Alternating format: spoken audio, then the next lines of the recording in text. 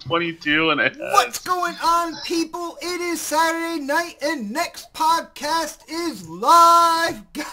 Guys, we have been having a blast, like off air in this hangout, just shooting the shit and stuff like that. And I'm hoping, and I think it's gonna happen. That energy is gonna come over to episode 93. We are gonna have an awesome show tonight. Shout out to everybody in the chat. Yo, thank you for coming in bright and early, getting those good seats for the show. And I'm going to kick it off with the introductions. First, let me introduce K-Mega's own personal gaming muse himself. It is time to stand up, show that respect, kiss that ring, the Don. I'm not sure what a muse is, but but I know I'm keeping it's a mythical creature that brings forth inspiration in a certain... Oh, yeah, he needs that. He totally needs that. In that case, yes, I'm 100% that. Trying to encourage K-Mega to explore other buttons other than A button. My muse creature would not be a white developer. Get the fuck out of here. But you haven't met me. You don't know what color my skin is. Anyways, that being said, the people have spoken. Mud Trucks is another round this week. You see it. It's got the winner. It's got the winner stuff. The gameplay winner right there. You got the gold kind of like glittery thing on the side. But at the end of the day, it's a truck driving through mud for 15 minutes, man. It is. You guys actually missed the best part when I was driving with Blades. I ran out of gas climbing a hill. And the Blaze tries like, I'll tow you all the way over to the gas station, and he attaches the hitch to the wrong side and like dumps my whole entire load and makes me roll down the hill. It was awful. We lost like your load. I was gonna say, anybody want to touch that comment right there? It's seriously like we lost like a half an hour of gameplay when that happened. It was pretty awful, to be honest. You all tender bears out there. That's amazing. All the tender bears. Oh my god. But tender bears out there now? It's a thing? Tender Bear is live. Legit. Nice. Guys, go crazy. Sponsors out there. Yes, we have a new emoji. It is dedicated to one of our sponsors, Mr. Positivity on Xbox Live himself, Delirium Blades. Yeah, enjoy it, guys. I think we got the best emojis, man, for our sponsors. I don't know. Dude, it should have been a tender otter. Tender otter. It's not weird at all. Well, eventually, I'm going to have emojis that represent everybody on the panel as well. So, I can't wait to see those sponsors coming in, sponsoring the show. I'll be able to get more slots to put more emojis in and really get that whole thing going. You guys know I love doing kind of like graphic work and stuff like that. So, I can't wait to have those slots to be able... I gotta think about it. I'm just wondering if you're gonna skip everyone else's intro and go into the podcast. I think so. All right, next on the list, coming live from the 405, and guys, he did put in gameplay today, and I want you to watch it very carefully. I'm gonna have something to say when it comes on, but I am talking about my brother K-Mega. It's gonna teach as it preaches. Visually. Okay, so anyway, thank you for having me on. The King of Gameplay is back, and go ahead and get your voters, get your voting ready, because K-Mega is here to satisfy the palate of wanting to see proper, true gameplay. And let K-Mega satisfy your palate is what he's trying to say. Anyway, so regardless, you're the one that started the show and messed it up with Muse. Like, yeah, I did. What is that, man? You swing for the fences sometimes. I can't see Don as being my spirit animal, man. That's just not happening. Dude, when it comes to Halo 4, though, he's the one. He's like, man, we got to beat that game. Yeah. So on my account, may I add, unless what I'm saying, Pred's gonna say something slick here in a little bit. Off there, he said my account like 10 times. I did. Yes. You know what I'm saying? Wait, can you make it? Let me ask you a question. Do you have an account? Oh man, check his papers. Check those receipts. Don't play no damn games. Just the question. Play his games. Just yes or no questions, man. Just yes or no questions. Oh. Yes, I have an account. There you go. See that he has spoken. Wow. Okay, there we go. So anyway, man, good to go. Oh no, you took half of the skit. I'm trying to speak. I'm trying to finish. Thank you guys. Old Snaps is here to put Xbot in line. And so you the just rest of killed one of my I will make intros you doing proud. that. oh shit! I'm Yeah, sorry. see, that's why I was trying to maintain some control here, but no. Well, guess It's what? okay, but I think they know I'm here by now. All right. I said 2 words. Oh yeah, and everybody, welcome. Oh snap, it's Mel. There's your intro. How's that sound? Crickets. Yeah, crickets. So What you is going guys, on? happy Saturday. It's gonna be a fun show. I'm gonna put Xbot in his place a couple times. Don't you worry. Really? Yes. Like that hasn't been done enough. People trying to do that Hashtag vote for K Mega. on Xbox Nation, on Hashtag vote Crossfire. for Brett. Wow. What about vote for Xbot? Nobody? Like, really? Vote for Pred, vote for K Mega, vote for Optimus and Don. Well, Don won last week, so never mind. Yeah, you can't vote for him now. You can try though, guys. No, Here's the thing. he's trying to sabotage the whole thing, man. Hey, 2 weeks ago, people want to show their support, even though you basically cut me out of the voting. Sir, so can I continue with the intros? You are listen cutting here. me off here. You're Listen here. slowing down the show. we had 5 minutes to get this done. I don't know what you're doing. All right, keep on going. All right, next on the list, it is that crazy mammal that has saved the world over 200 times. I am talking Dark Optimus! Yeah. Really dark. Yes, That's thank interesting. Thank you for that wonderful intro. I'm so happy to be here tonight, man. Let's get into this show, man. Nice. And next on the list, coming through as that gaming journalism assassin, the guy that on Crossfire was actually, off air, people were saying how much he does his homework and pulls up articles, points things out, coming in with that common sense. Predator! Yeah, I pull in articles, but can't pull in wins on this damn podcast. So I'm flipping channels right now because I'm going to watch this. Yo, Shut up. Aw. he's a little mad. There's a truck going through mud right now, and it's got all the gold and gameplay winner and stuff like that. He's a little... That's rough. Oh my goodness. He's got an L over his name for a reason. Well, Brent, it's good. It's good that we come together on another Saturday. I know you got some fire gameplay. There's a racing game, and correct me if I'm wrong. I think this is the first real racing game you put in your gameplay, so I'm kind of excited for that, man. Nope, you're wrong because I put Forza in there a couple of times. Oh, okay. Other than Forza. I forgot about Forza. Oh, man.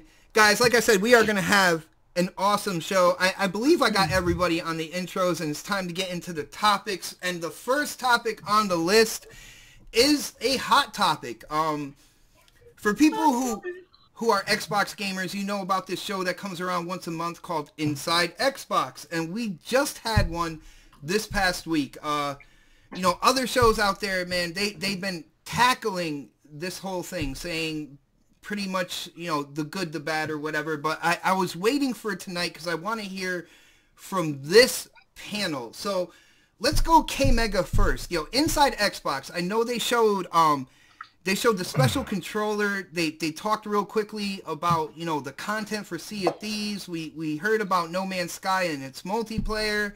And then, at the end of the show, they had like 2 hours of a B-rated zombie movie. But what did you think about Inside Xbox, man? What was the good? What was the bad? What's going on, dude? Let's start off with the bad, and that would be K-Mega's got a new toy this week. I know, know. right? Anyway, and it's so fun to play with too.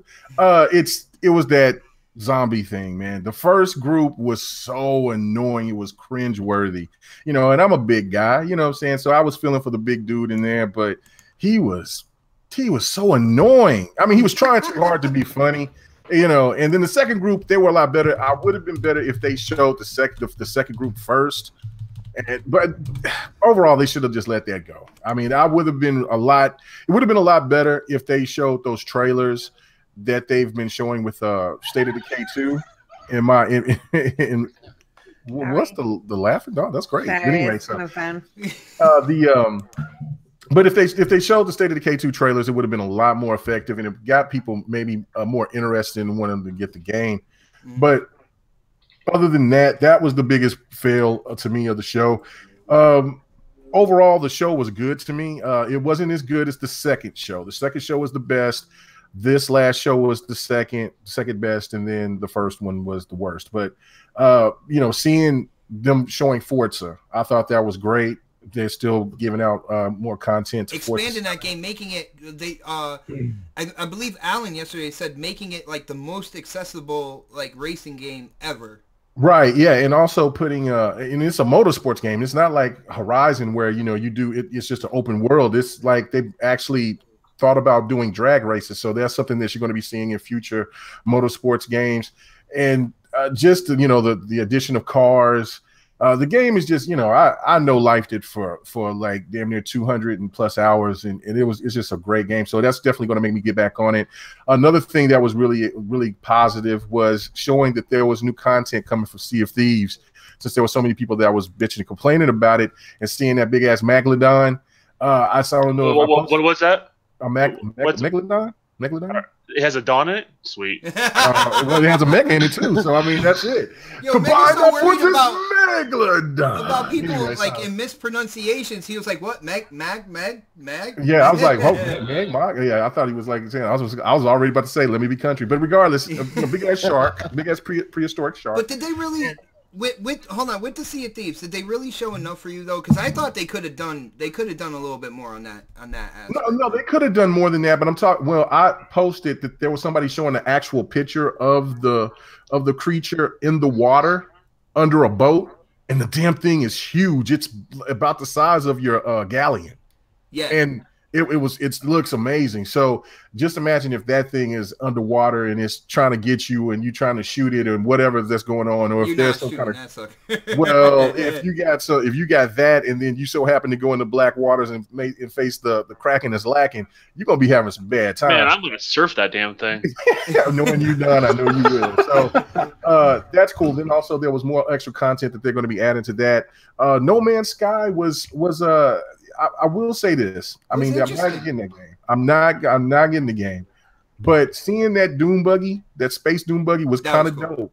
That was cool. I'm not even gonna lie about it. So I've seen that they've done a lot of progression to the game, and I felt happy for the developer, even though he was a little goofy acting. But I think that's just his nature overall, and he doesn't like to be interviewed. You could tell, but he seemed happy. He seemed finally at peace. And if anybody's out there interested, just go support the game. Well, he spent all that money, like we said. He was in the Caribbean with all the girls in bikinis, stuff like that. When the game first released, that's where he disappeared to. So he came back more relaxed, man. That's what happened. Right, yeah, and it's just one of the things where he just didn't get thrown under the bus. When he was on interview, he was over there just basically just having a good time for the most part, and just trying to get through the interview and just talk about his game. You could tell he's still passionate about it, and that's what you want from a developer, to show that the passion and what they're trying to do in the direction that they wanted to go, and that they listen to the people that are dedicated to that game. So, if it was a Game Pass, I play it, but I'm still not going to cop it. But for anybody else out there that might be interested, go pick it up. I mean, it looks pretty promising. Pretty much everything else. I'm trying to remember. I know they showed State of Decay, but dang, I can't remember everything else that they showed, because I watched the whole thing, but does that say something right there? Because I was trying to think, and I had to go back into some of the highlights. I was like, oh yeah, No Man's Sky and stuff like that. Like there were some things that stuck out, in a positive way. When you have that special controller, I thought that was a big deal. Yeah, that's I can't believe I forgot about that. That was the most. That to me was. That meant the most. It almost made me tear up, because I'm a para teacher on the side. Like, I mean, it's been a while since I've done it, but because of the job that I have now. But so I go in for the school board out here more. I just I volunteer to do work for. To help out the para teachers and also the bus drivers, to take kids to activity. So I deal with a lot of. That's why you didn't beat Halo 4. I mean, and that's commendable right there, man. So anyway, the thing of it is that like I've dealt with these children firsthand, and so to see that what they're doing with that is pretty amazing. You know what I'm saying? Yeah. And that's special, and it almost made me tear up because I'm happy that they can have access to at least attempt to try to play these games. I think it also puts a lot of things in the light. Like, why can't you be happy for other gamers, even though it's not for you, right? Right. Like, that's what that's for, and like that's something I've always tried to preach myself as best that I possibly can, and I think that's the extreme that takes it for everyone to make it relatable and make sense. In regards to that. And what's sad is not everyone treated with that respect. You know what I mean? So right.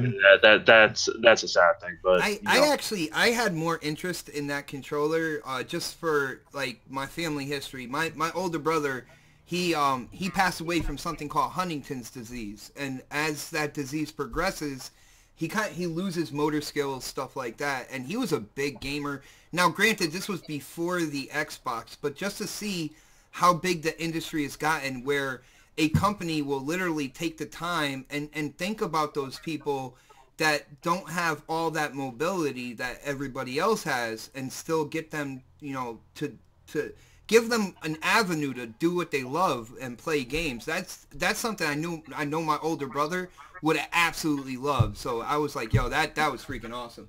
Yeah, already I won gameplay. Had a dope ass intro. Yeah, so dude, you went all is out. it even gameplay or is it just trailers? That's just the intro. It's starting the hotness. Look at that, let's go. You see that, West? Can I just say something real quick? Yeah, you were actually next on the whole. All right. Well, first, in regards to K Mega's gameplay, I'm not gonna lie, K Mega. He was watching your gameplay and he was like, "Man, K Mega might win this gameplay. If he lands this, he might win that gameplay." Sorry, all right. Let me explain. Since we're bringing out information from the closet. No. He shows improvement on this game, but guys, stay tuned. He will end up on his ass badly. Hey man, yeah, it was the same gameplay that it was the same set of gameplay that I showed the very first time, because when I showed it the first time, it was me the very first time. So this is like maybe my sixth game.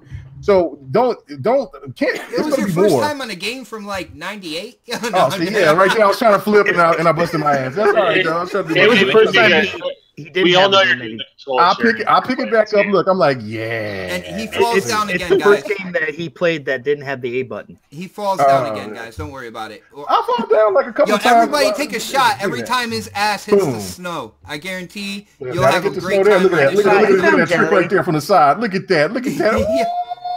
Boom, boom. Look at that. But oh snaps! You were actually there with me for Inside Xbox. What did you think about the show in general? Good, bad, or whatnot? I thought it was pretty good. I think the second episode was by far the best episode.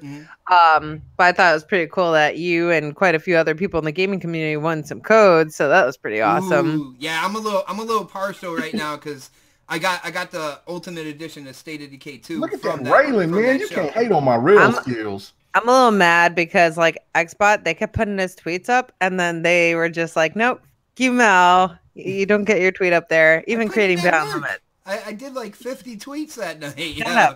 We're done. So the Sea of Thieves stuff, I didn't really care too much for. The Hungering Deep or whatever. I thought that's good, but I haven't played Sea of Thieves, and I know you were more interested than I was. The PUBG Desert Map launch. I was trying to do too much. I'm sorry. Or I'll tell everybody to not vote for your gameplay. Oh, dang. I'm sorry, man. I'm sorry. You know your gameplay's bad when I start laughing in the middle of it. This gameplay is not bad. Hey, this is how you teach Pred how to play. Hey, listen here. We don't get Mel on every time. You see what happened to the show? Have you seen what has happened to the show since like your job decides that you need to work Saturdays? You guys need to be tamed. Jesus. So they're talking a little bit more about the PUBG map that we have already tested, tried, things like that. It'll be coming out the 24th. Yes. So I'm really excited because I'll be home. I'll be off of work for like 6 days. That's gonna be like a 24-hour stream, right? Oh man, yeah. They talked about the State of Decay 2 a little bit.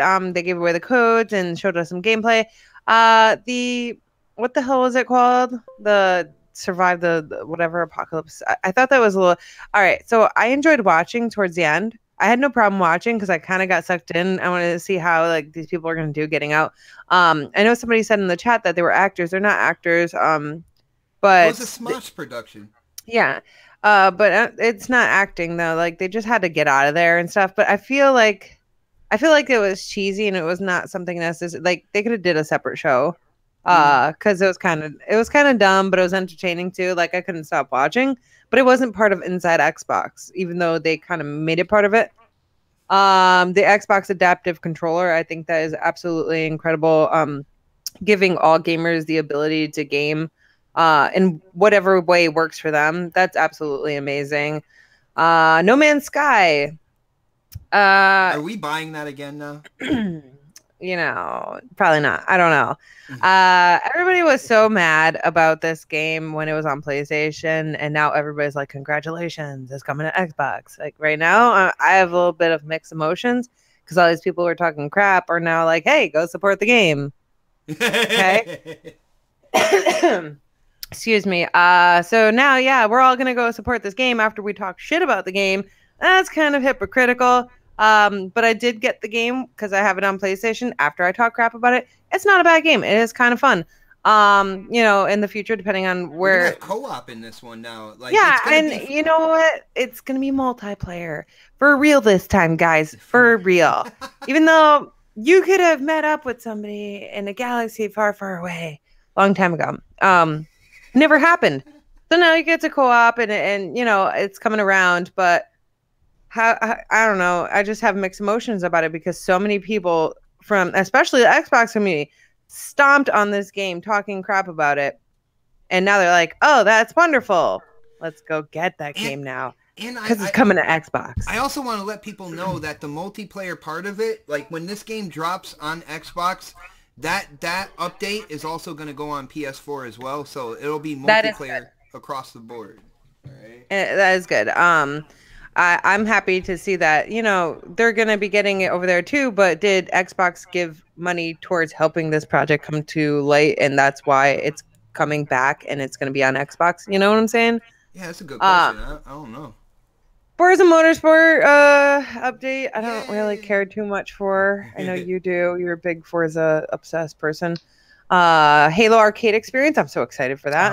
Yeah, how could I forget about that? We got a Dave and Buster's like the next town over, so I'm like, ooh, we can go. And then I don't know, but it's cool, but it's not something that we can have in our house. I thought they were going to say something about what the hell is that, VR, but they didn't take it that route. But that'd be pretty cool.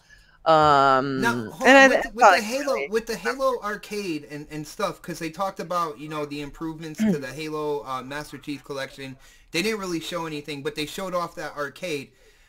People were expecting a lot more. Do you think that like that was points off for what they showed with Halo when it comes to this show?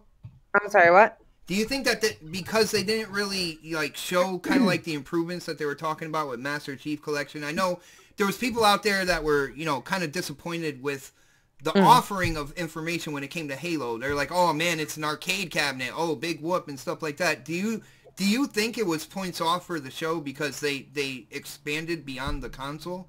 Probably. Like people are like, oh, I don't give a shit about them. Dave and Buster's near me or something like that. You know, but cool, you know, they did 4K update, or they are going to 4K update. I don't know if they did it yet. You know, they have the Insiders program too. You know, I'm a part of it. I don't think you are. But I think it's really important that, you know, if you're interested in seeing Halo, the Master Chief Collection improve, that you go and sign up for that. And I think that people will enjoy it a lot more. It's more important that Xbox is not part of that.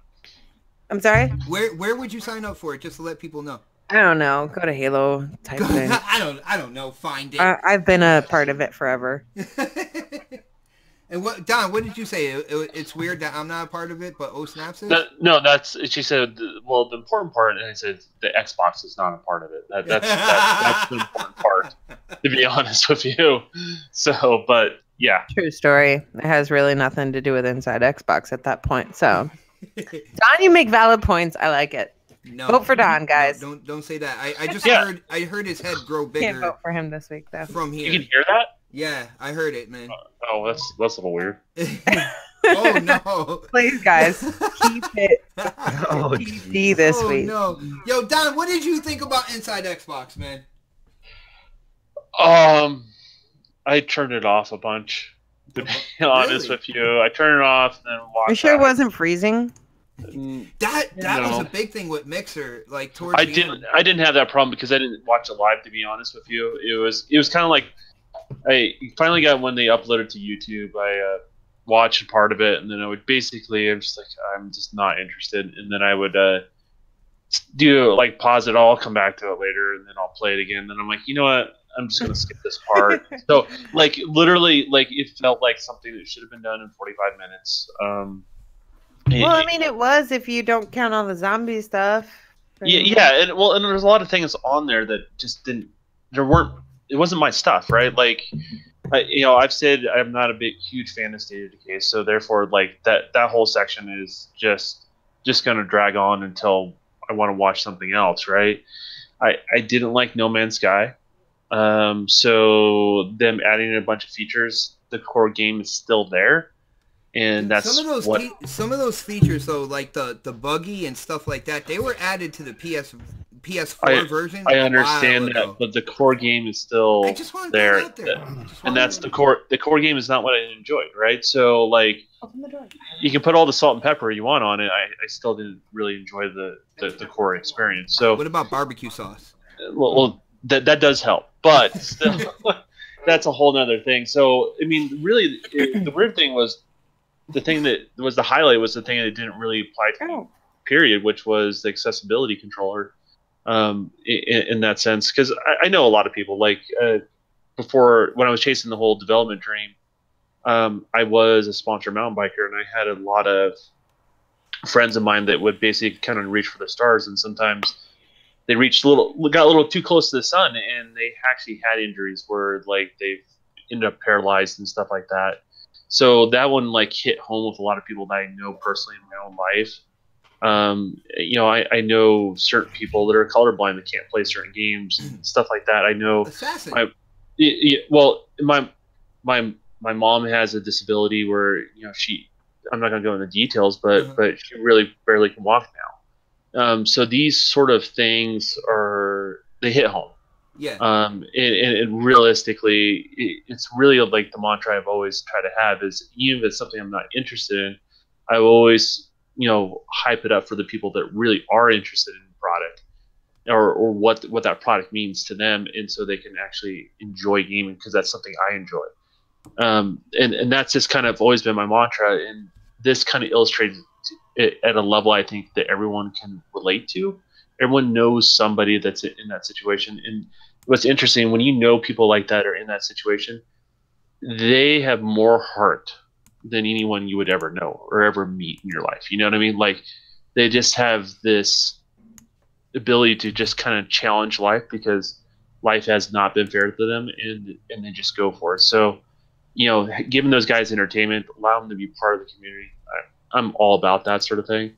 So that was the highlight to see those people have those opportunities. Yeah. Now, what do you think about like? Well, first let me round out the panel here because I really want to hear what Predator and Dark thinks. But then we're gonna go into kind of like the backlash on certain things and try to ask absolutely why. Yeah, I know what you're talking about on all that, but all yeah, right. I mean that's really kind of sums it up. This wasn't the inside Xbox for me, and I think now that we've had several of them, we can be a little bit more critical of it. You know what I mean? Versus being overly critical of the first one. It needs to be shrunken down. It needs to have segments, a little more structure to it.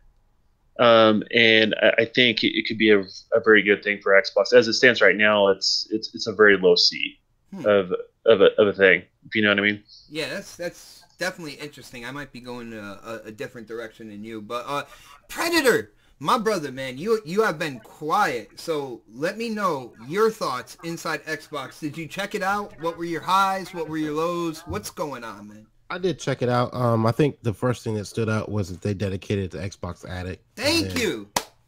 That was the first thing I saw when I started watching. I was kind of back and forth from the stream. I had to go pick my daughter up from school that day. So Pred, when did they do that? I missed that part. Right, it was like right at the very beginning.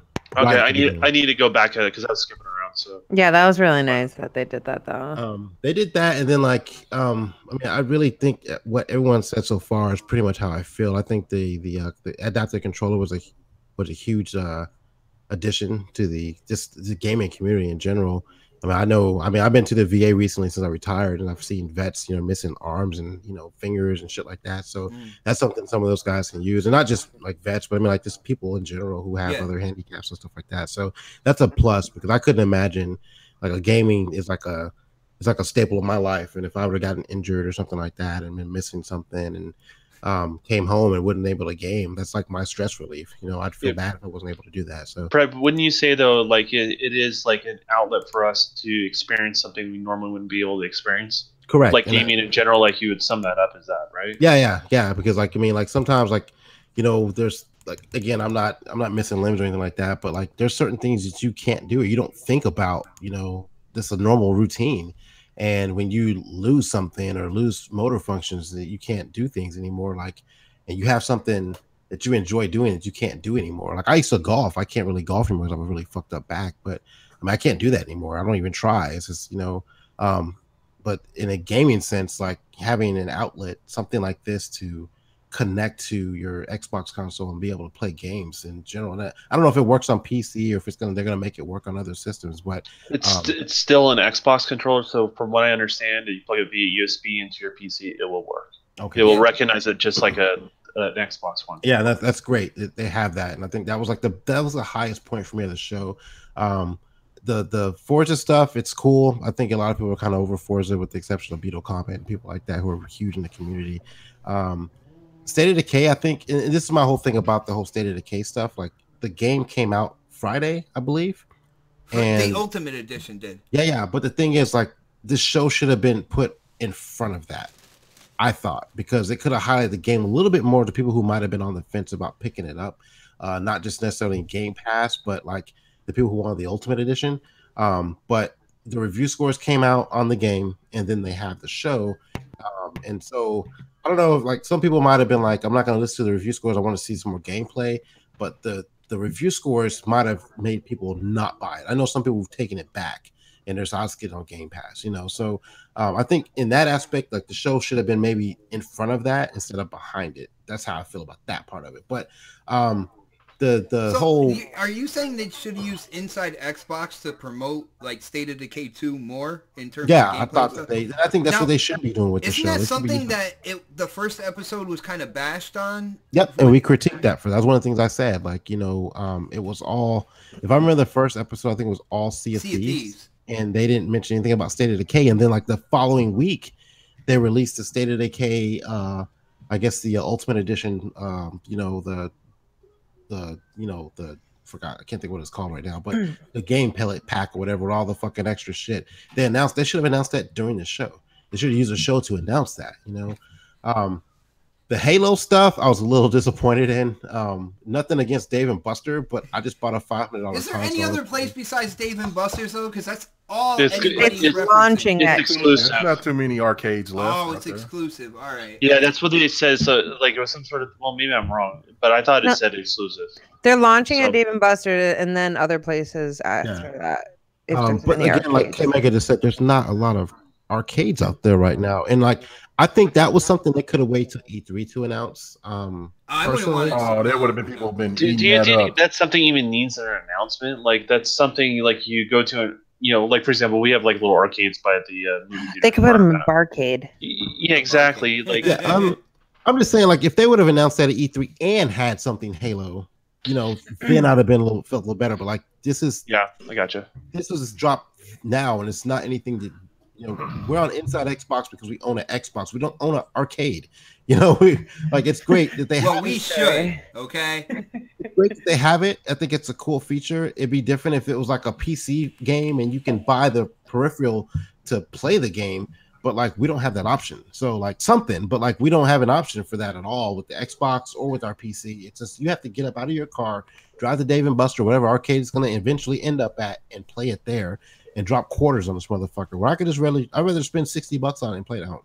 personally. I personally think, so Fred, that game, once Xbox starts showing VR and AR, yeah, I know where you're going. Will once come available. Yeah, and that's why I thought, like, and the thing is, like, if they'd have shown that at E3 with VR and that was their launch title for VR, perfect, right? Oh yeah, now that part you're right. Yeah, like, and I think that would have been a better, if they're going to do VR this year. I think that game would have been a better time to be shown at E3. What else? That whole quiet room, whatever the fuck that shit was, lasted entirely too long. I watched the first one, and then when it. And I'm not gonna lie, I got up to take a shit. I'm not even joking. I went to the bathroom. I came out, and they were starting the second one. I'm like, what the fuck is still going on? And even like I was watching, I think Jez and Rand had a podcast going on right at the same time, and I just stopped watching the show. I completely stopped watching it, and Jez and they were talking about it. I'm like, this shit is still on. Like, it's still going. And I was. Do you know? So that. It's important to point out when people talk about viral marketing, that's what they're actually talking about as well. That's part of that. So if you guys are not happy with that, you should point out that you don't like that type of viral marketing. Yeah, because it's at the end of the day, it's a deal with Smosh. For people who don't know, Smosh is a YouTube channel, and they like pull YouTubers and stuff like that, and they do like scripted, kind of like B-movie type stuff. They do comedy and stuff like that. And that's fine. However, they did little small segments throughout the show about it, and then they did this huge segment at the end twice. Two different groups of people that gone through. So like I thought it was entirely too long. I thought it wasted a lot of airtime, a lot of production time for the show. Like they should have chopped that down to just that first segment, maybe even half of that first segment, and then gone through with it that way. Because that killed any momentum the show had. Like anybody who's watching at that point in time probably just turned it off. Well, it was the end of the show anyway. That's the thing. Like we're gonna go into positive and negative, like in terms of like the backlash of this entire show. But for people who like spend a half hour complaining about like the zombie stuff at the end, you could have just as easily shut it off and moved on with the information you had. That's true. I honestly, I didn't know if that was gonna be the end of the show. I didn't know if there's going to be something else after that. And it's like at a certain point, I'm like, I'm done. Well, I'm done. I'm just leaving, and whatever comes after this ain't worth watching. They could have did like a fucking gold console giveaway and I'd have missed it because I watched all that shit first. But I just left. I think a lot of people did too. I mean, I think I was one sting against them. Like I thought the first show was the intro. I didn't like it that much. I was really critical about it. The second show was a lot better. This third show was a step back to me. All right. Hey, Angry Otter over there. You have been fairly quiet, except for some giggles. I've heard some giggles here and there. People saying some things. Hold up. Well, I wanted to let everybody get in there. We got They were watching my gameplay. Adamus, I gotta say something real quick. What's up? All right. Tell everybody to hit the like button, please. Thank you. You're welcome. Go. Hit the like button. I'm sorry. I don't know what to do. All right, good. Down. Carry on the show. Penis demon. Well, Dark, after you tell everybody to hit the like button, we want to hear what you thought about the Inside Xbox. And then after you kind of tell us what you liked and disliked, we're gonna talk about the show in general and then move on from this topic. So what do you got, man? Like button, people. It only takes like 2 seconds, so just hit it. Not even. I mean, it's right there. You can hit it. It's fine. It's not gonna hurt you. But yeah, man, this. I almost fell asleep like a couple times throughout it. The State of Decay stuff, I was just like, I wasn't interested in because I already knew that I was just like gonna play the game anyways. I just didn't want to hear any more about it. The adaptive controller, the adaptive controller, that was just something that I'm you botting. So yeah, you're botting. Am I? That's what I heard. Am I? Yep. Still. Yeah. Okay. Let me leave and I'll come back.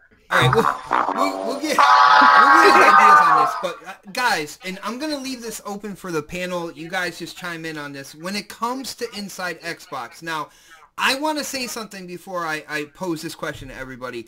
I want to say I don't know what the hell people were expecting before E3. All right, like from what I saw from the show, I thought it was pretty cool. I thought that they went really long with that whole zombie show thing, but at the end of the day, they are in partnership with Smosh, and they really wanted it. They really basically had to show and promote that thing. It was long though. But before E3, I wasn't expecting them to do anything absolutely crazy. Now, I do know when they said Halo, people were like, oh my goodness, they're going to tease something, for E3, and they possibly could have done that. But I didn't think the show was bad. But guys, I'm going to throw it out there to you guys. The panel, whoever picks it up first, picks it up. Is this show what you thought it was? After 3 episodes, is this something that you're going to look forward to in the future? When it comes around again, to watch it again, is this something that you are enjoying? It really depends on their Well, sorry, I didn't mean. Go ahead. Or you didn't get a chance to talk earlier. No, that was pretty much it. I wanted to just say that adaptive controller was something amazing that Xbox is doing, and they're just doing something that I think we should all be proud of, and we should all take in with a happiness, because this just means that we're going to be able to play with more people. Dude, there was such a backlash. If you go back and watch dude, individual videos, I know it pissed me off, dude. I was very livid about that, and I've been very livid about that. It's just livid. I can't believe that I live in a society where people are gonna go around and say stuff and talk about this kind of stuff, and say negative things about something that can be great for people who have a disability, man. What is wrong with you people, man? Come on. Like don't we live in 2018, dude? Like do we live in like freaking 1950 where they freaking put these type of the people with disabilities in a home? No, we don't. No, because in the 1950s people had more respect for each other. Ooh. No, that's true. No, you're right. No, she's absolutely right about that. Black folks. Yeah. Well, she's talking about handicap. She's talking about handicap. I'm just saying in general, people had more respect for each other. Oh, okay. Right. And that's the thing, man. It made me really mad to see that kind of stuff. Overall, this show, I think, they can bring us back. They can bring us all back into it and get us excited and hyped for it. I'm actually excited to see what they do next month. Even though I'm still on the fence, and I'm still thinking like this is a Netflix show. But I mean, people had made some points to me that the second show was actually really good, which they're right. It was really good. The first show was terrible. This show wasn't terrible, but it wasn't really good either. But it definitely, it's I think it's just going to be a learning process for them. Mm-hmm. And I think, the people that they're getting in besides Larry Herb is awesome. They're getting in new people, young people that can really speak well, and that's good. So we'll see for next month. All right. So to add to your earlier question, Bot, yeah, all that stuff. I think it really depends on their E3, because right now they're limited to what they can talk about. Exactly. And so the show can only be kind of this it's like whatever's kind of like left over, and what can we highlight. Exactly. But part of the problem, I think, that what they also need to do is they need to manage like a balance of things. This is something I've been noticing over the years. Like, how do you fix Xbox's perceived problems, right? And really what it boils down to is they show something that's applicable to one of their gamer segments out there, right? But they leave out another one when they do that. And that they've always done that when they release stuff. Certain people will harp on something because they don't have something that applies to, say, a different core gamer that's an audience for that platform. So when they go forward with the show and after E3, this is my expectation.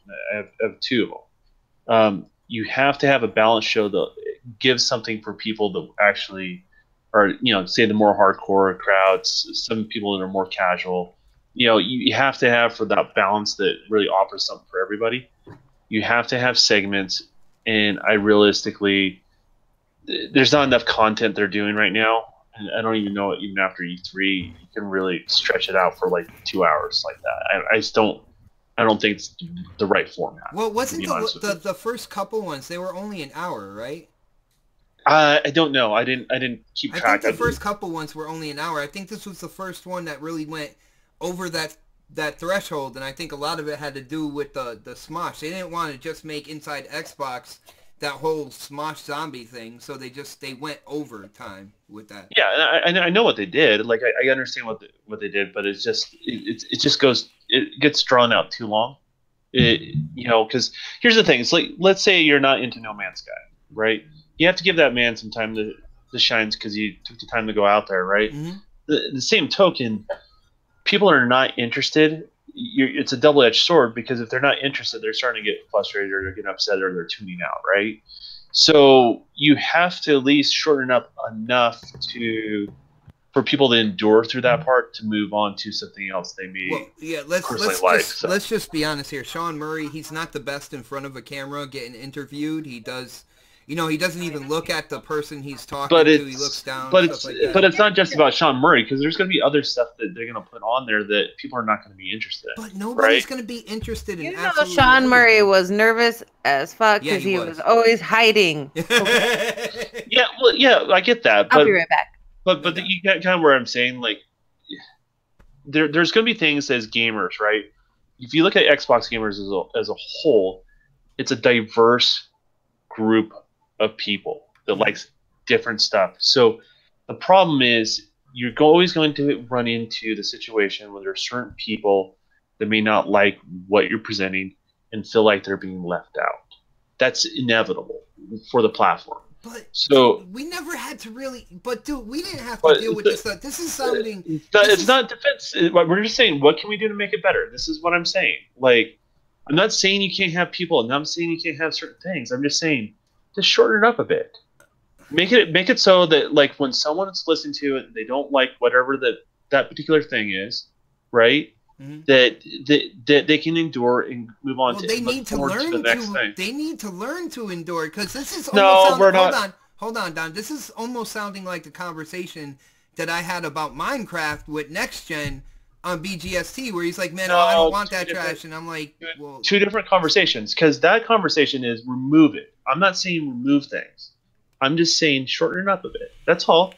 It's just a little bit long in the tooth. Give the man the time he needs to present the product.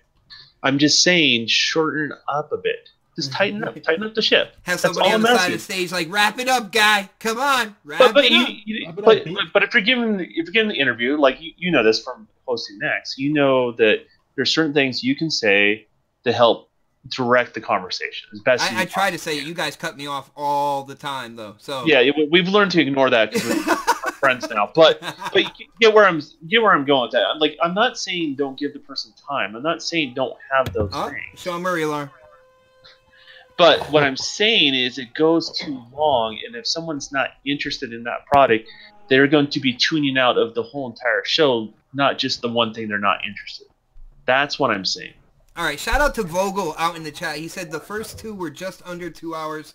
The third one was just over. So I guess that last part did make it feel long. And huge shout out to Brian Baker in the chat who said it is not fixable. He was like, they will get hate no matter the direction they take. And Brian, that's where I'm with you on that one. I feel like, what Xbox really needs to do to get out of all this is just have a direction and kind of just look forward and keep pushing towards that direction for that platform. I think in time, all that negativity will just start dying down more and more. But also they need a set time, dude. They really need a set time. A set time just make it an hour. Well. That's it. Boom. 1 hour. That's all I'm saying. Structure.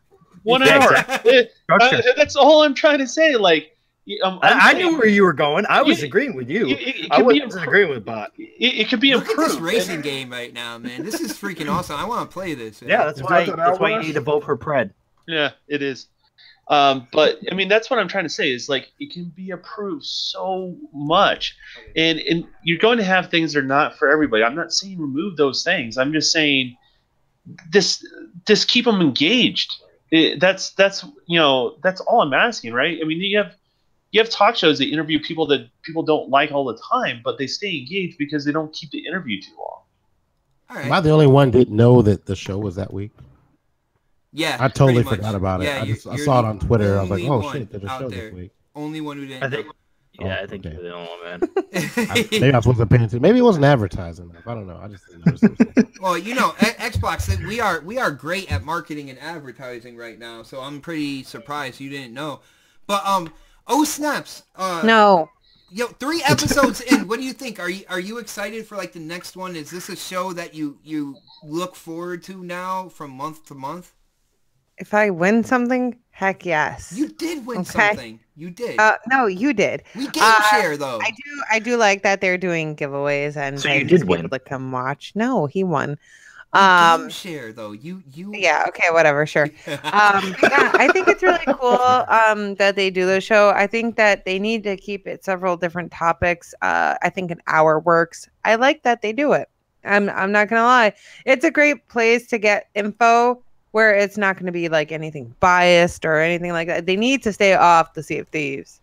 Okay? they just need to, like, if they're going to talk about it, give it a couple minutes and then go to the next subject. Kind of like a podcast where, you talk about something, you move on to the next thing. Don't keep going back to So you're saying don't go too long is what you're trying to say on certain subjects. Well, on everything. They should give it like 5 to 10. 10 minutes is a lot, but 5 to 7 minutes, I'll say, per topic that they're going to show and move on because Exactly.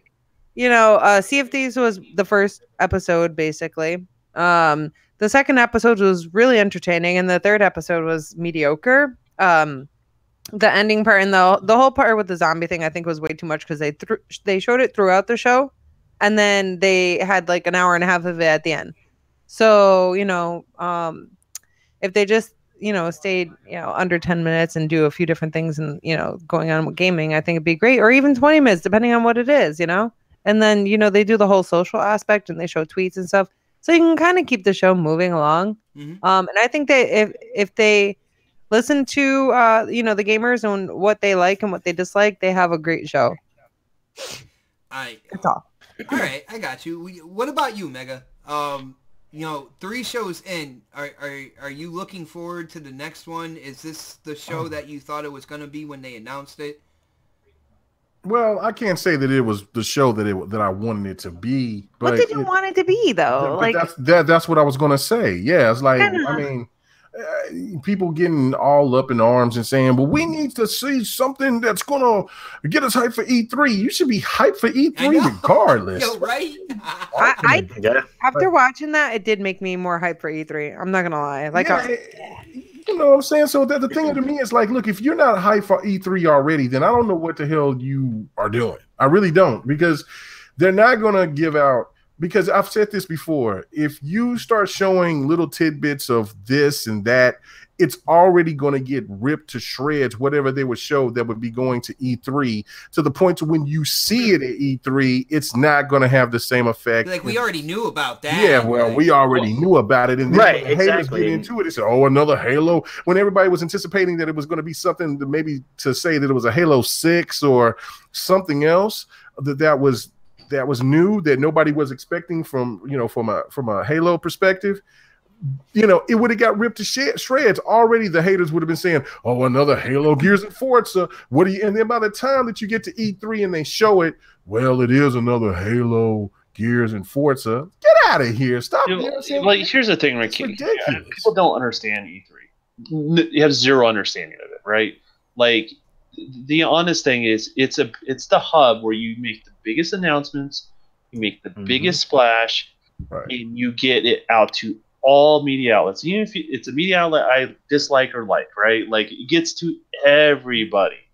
And so when people don't realize when Minecraft is shown, that's for everybody. Is it a 12-year-old child probably watching E3? I don't know. But I do know the outlets. Kids are. I do know the outlets that will reach those children will be watching E3 because that's where you get that information. Right. So, like, I don't think people understand what E3 is. You're supposed to make a big splash there. If you don't make a big splash there, what you do is completely irrelevant. Right, and right. then it's not like they can't. it's not like they you know, they can't blow their load right and freaking Wow, that's you know, two like times tonight. like it's Two true. times. Like they can't just be like, oh, you know, we're gonna show you guys some stuff that we're gonna have at E3, because then it'd just be like, well, then why should we even watch E3 Exactly. at that point? And then the one thing that people don't understand, Don hit it, you said it perfectly, is that I said this on BGST a couple of weeks ago. And of course, you know, people, I guess, that just can't comprehend, they're a little slow. They're like, because I said that, this will bring all media outlets. You know, this stuff will be in newspapers, and then newspapers, no reads the newspapers. And it's not, you know what I'm saying? The fact of it is that there are people that still read publications. It is not have to be paperback, because people can read newspapers off the internet. The thing of it is that you want to draw the most people to what you're showing, and the media, all of the media is going to be there to display it just for that one time. Inside Xbox is not going to, if you show something from Halo 6, it's not going to reach like it would if it's at E3. So yeah, you could get hype about it knowing that it's coming, but it'll be ripped to shreds between now and the 24 days. So you'll be down in the dumps about it here in the next week, because you let these people dictate your feelings about it. So again, this show is just, it's an access to what's going on.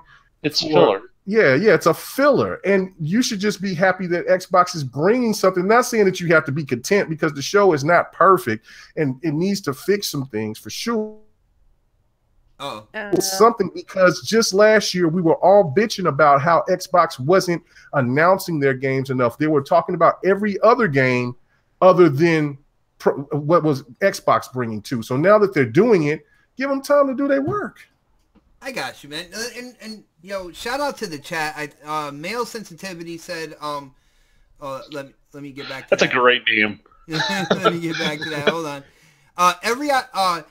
Every opportunity to get in front of the public should be treated as a chance to build consumer expectations. And I get what you're saying.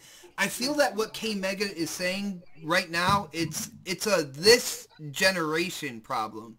I've gone out on record saying that, like, this generation, when it comes to gaming, it's all about entitlement. Like, what have you done for me lately and stuff like that, and kind of like that general excitement, at least in kind of like the small communities that we're in as of lately, like that childhood kind of like excitement for new games and stuff like that. It's not really there. There's I feel like a lot of it has been consumed, again, within the small communities we're in, by this console war rhetoric and people with scorecards and trying to get information just to check that box next to Xbox and leave it clear on Sony's side. So this generation has been a lot of that. I do agree with Brian Baker in certain instances that whatever direction that they go in with this show, because it's this generation, it's going to be highly scrutinized, and a lot of people on social media are gonna bash the shit out of it anyway.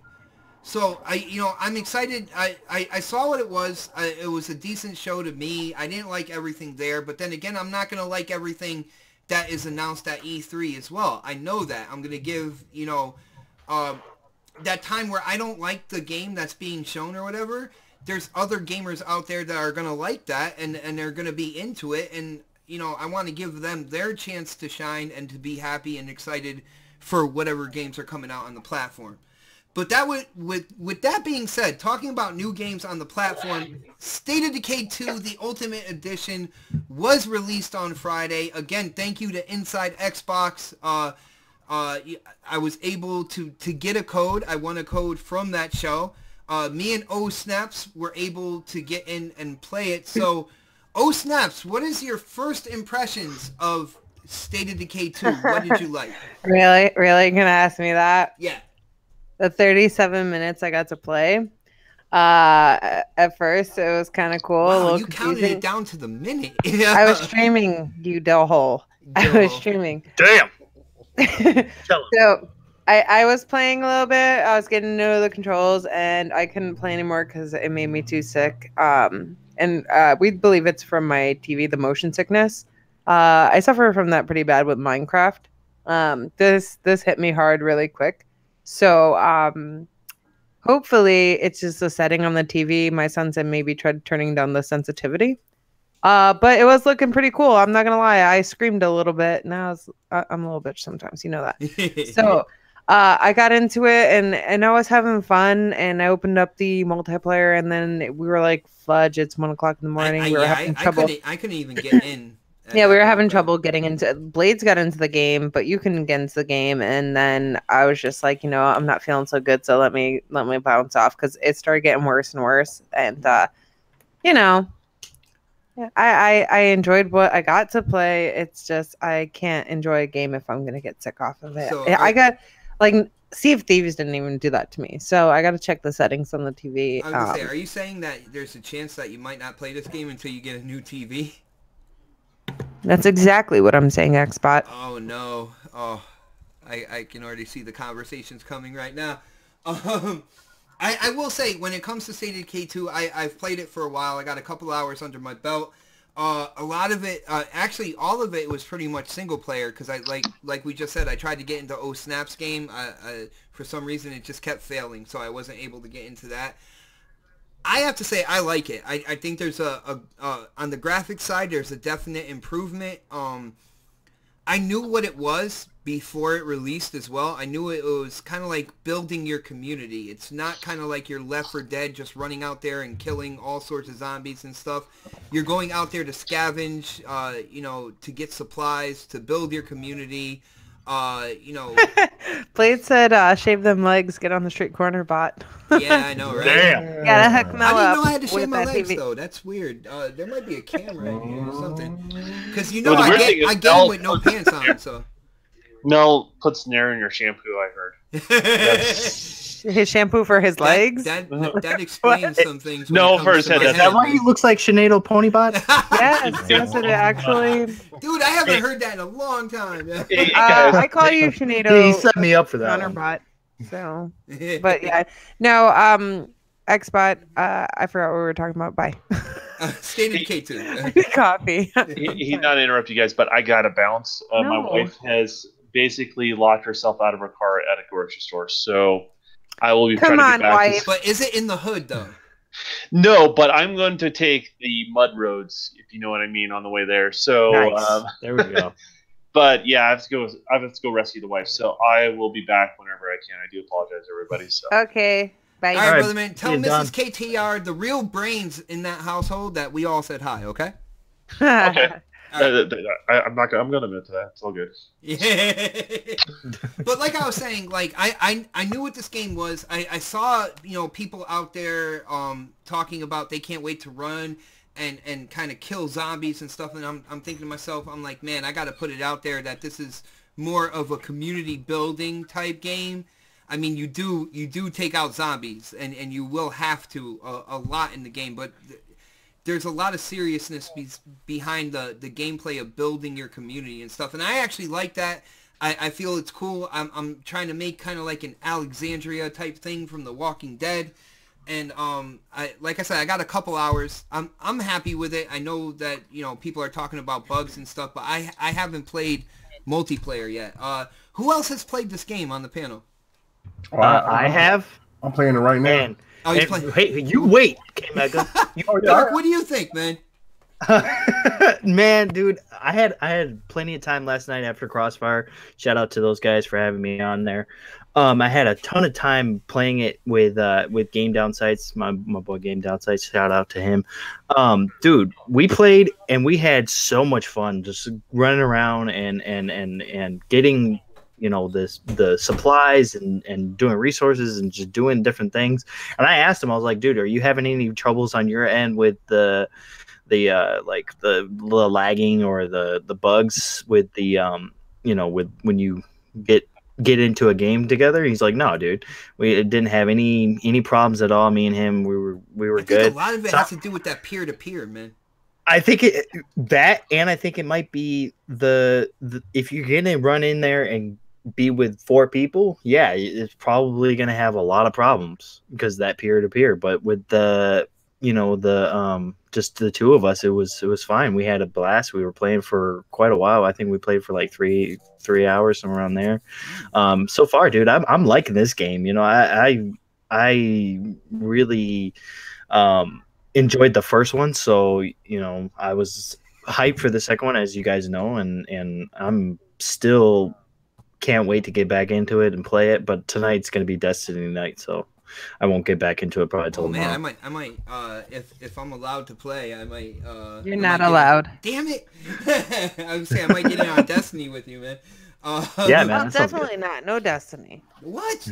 Why is there so many Destiny haters out there, man? This is crazy. You have other games to play, but like State of Decay, Build Your But Alexandria. See, here's the thing about State of Decay. I'm not gonna put in such concentrated time. Like I'm not gonna go in and do like 9 hours a day of that game. Like I won't do that. That is Well, honestly, I don't think you can, because of the fact that the motion blur is kind of janky, and it doesn't really like. I mean, me and Game were playing. I was like, dude, I gotta take a break here a second. All right, so it's this not is, just like, me? Too much. Yeah, it's not just you. It's the motion Oh. blur. It's just too much. They put too much motion blur in it. I mean, thought hopefully looked they cool can when fix I it. was spinning around my character. I was spinning the camera around because I liked how. Well, of blurry it course, you like blurry stuff, so. was. I'm glad. Wow. I'm glad it's not just me though. Like it really. And I have a 4K TV, so it's even worse. So, Oh, you know, really? I would yeah. think Plasma's worse though. I'm sorry. Plasma is worse. Have you ever seen the motion blur on these shits? Like the I don't trail know. is insane. Try to play I'm sure it Minecraft is. on the Plasma TV. You'll puke. Oh, jeez.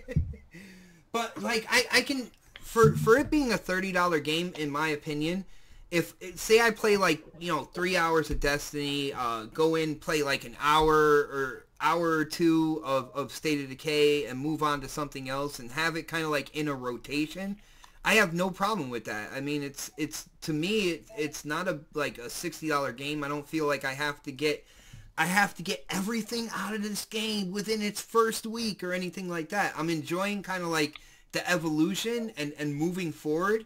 And there's 3 maps to go through. So it's like I can focus in on this one, learn from my mistakes, and when I move on to the second one, build a better community at that point in time. I just think there's a lot of potential here, and I think a lot of those OG State of Decay 1 players, I think they're happy with this game. I don't know. Who else? I know K Mega said he was playing it now. Mega, what are your first impressions of this game, man? I like it. It's got those deep RPG elements. It is definitely not like just to go and hack and slash everything and then just collect items. You really have to think about what you're doing, and you have to pay attention to noise. You got to pay attention to what's going on with your surroundings. Just right now, I walked into a storage facility with 2 screamers in there. So I had to get to those screamers before I try to take care of everything else. And then I'm running and ducking and dodging. The first character that you start off with, I got her resting. I had to learn how to make a bed. I still got Akari out there about to die because he got bitten. You know what I'm saying? And so, like, I don't know, man. There's just so many things about this game that has so much potential. And I do have the first one, but I only played very little to that game. So, I kind of hate that I missed the opportunity of trying to learn with this, because I could definitely see this is a fun game to play. I mean, when people talk about it graphically, it looks better than the first one because, like I said, I got the first one, the 1 year edition or whatever, and that game looks a little bit better. This game looks a lot better. I mean, it has some HDR elements to it, and then like when you first start off in the sunset and all of that, really looks nice. But when you have an open world game of this caliber, these games are not going to look like God of War. So I don't know who are going to, because those games are really limited. I mean, I played some God of War today. And, it is a beautiful game, but you can only go so far. You see what I'm saying? You can only do so much, and the game is pretty much programmed for you to do this, do that, and then that's it. It's not a true open world. This is a true open world. You can go anywhere within those spaces. And so these games none of them look superior. So I don't know why people complain about that. But people talking about the bugs and glitches, there's a few things that I could say that I'm going through. Like sometimes I might have to hit the button twice, something like that. I see the middle finger. Damn. He's flipping you off, Mega. He could be. He waited for you to talk to put his gameplay on. That probably is right. That's why he was waiting, but that's okay. Fine. I just showed that he lost gameplay for another week. Anyway, Wow. this is the thing to me. Okay, people could talk about the glitches and things like that. Like I haven't experienced like these so-called game-breaking glitches. I haven't seen one yet. I mean, I've had a couple of issues where pressing the button to get materials maybe more than once, maybe twice. You know, the running animation, like not the actual hard run animation, but the little jog is corny looking. You know, that's just the ugly looking animation. Dude, yo, how much you jump when you're running? It's just like the littlest bit. Like, right? Yeah. Like, I mean, there's some things that just isn't pretty about like some of the movements. But I tell you where they got the movements absolutely right, and that is murdering these zombies. Those animations when you're pulling out a knife or using a crowbar or a bat or even shooting is great. Like, I mean, it feels really fluent. And then of course with the stamina, all of that. I mean, like, I dig this game. This is a deep RPG-esque zombie game, and you have to pay attention to. Like, my crew is miserable right now. I'm trying to figure out how to find food. I can find every damn thing else, gasoline, everything else, but I cannot find no damn food, and I'm getting frustrated about it. So this is a really cool game, dude. You'll find it. Trust me, you'll find it. And this is the one thing that I want to add before you go to somebody else, is that let's not forget that my favorite game of this generation was a hot, buggy mess. The Witcher was a hot ass mess with bugs. It was, but The Witcher was when bad. it first came out. Yeah, it was horrible with the bugs. The Witcher was terrible, but everybody played through it and still got into the game. Matter of fact, it got 10s. Grand Theft Auto 5 was glitchy as fuck. They had to fix that. Skyrim was a pitiful mess on the 360 and PlayStation 3 when it came with glitches. That game got 10s. So you mean to tell me that glitches all of a sudden is the barometer of what makes a game, what breaks a game? Then I think people are looking really contradicting themselves quite a bit, because you're saying that The Witcher, this game, that game. Matter of fact, God of War has glitches. I even got it on my gameplay where I was streaming. I was like, what the hell is going on? I was over here fighting some creatures, and I was having the boy go and try to read something, or I was trying to climb something. I didn't get no buttons. And then somebody, big shout out to 6996, he was like, Mega, you got to cut the game off and start it over. Whoa, this is God of War. It got 10s. That's the game of the generation. You mean to tell me that this is what's going on when you're in the boat? Sometimes you can't get on the land properly. And look, every game has glitches, and there's no game out there that's perfect. So Friday the 13th was perfect. Oh my God, Friday the 13th is the worst game ever. Don't even get us started on the glitches. Yo, you know what's funny about that? There's people out there that had fun with Friday the 13th. Now, Friday the 13th, I think it can be more comparable to State of Decay 2, because it's a smaller development team, right? Mm-hmm. And it was filled with bugs. But at that point in time, you couldn't even get online. I never got online when I bought that game. At that point in time, people were still trying to say, well, there's fun to be had here. And then with State of Decay 2, people are like, well, the bugs just completely ruined my experience. Like, I was like, how can you do that? If you're finding fun in one game made by a small development team, why? Is it because it's multiplat? Is that the reason why? And that State of Decay 2 is on Xbox, so it's held to like this scrutiny? Like, I don't understand how you can find the fun in one game, but then trash this game for bugs. You see what I'm saying? Well, that's the thing. I think the reason why they're doing that is because of the fact that it is on Xbox, and that, you know, it's one of these games that they touted as being a AAA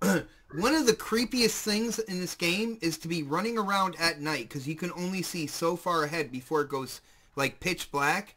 I didn't make it to the night yet. But you see glowing yellow eyes like in the darkness, like as you're running to scavenge and stuff like that. It is so freaking creepy. I don't know. I'm having fun. Yo, Predator, did you invest in this game? Have you played it at all? I've not. I'm just gonna Game Pass it. I mean, I've never played the original, so I'm paying for Game Pass. I might as well take advantage of the fact that it's That's there. the way I was going before we got it from the show, man. Yeah, so I'm just gonna wait till Tuesday and I'll pop it in and try it.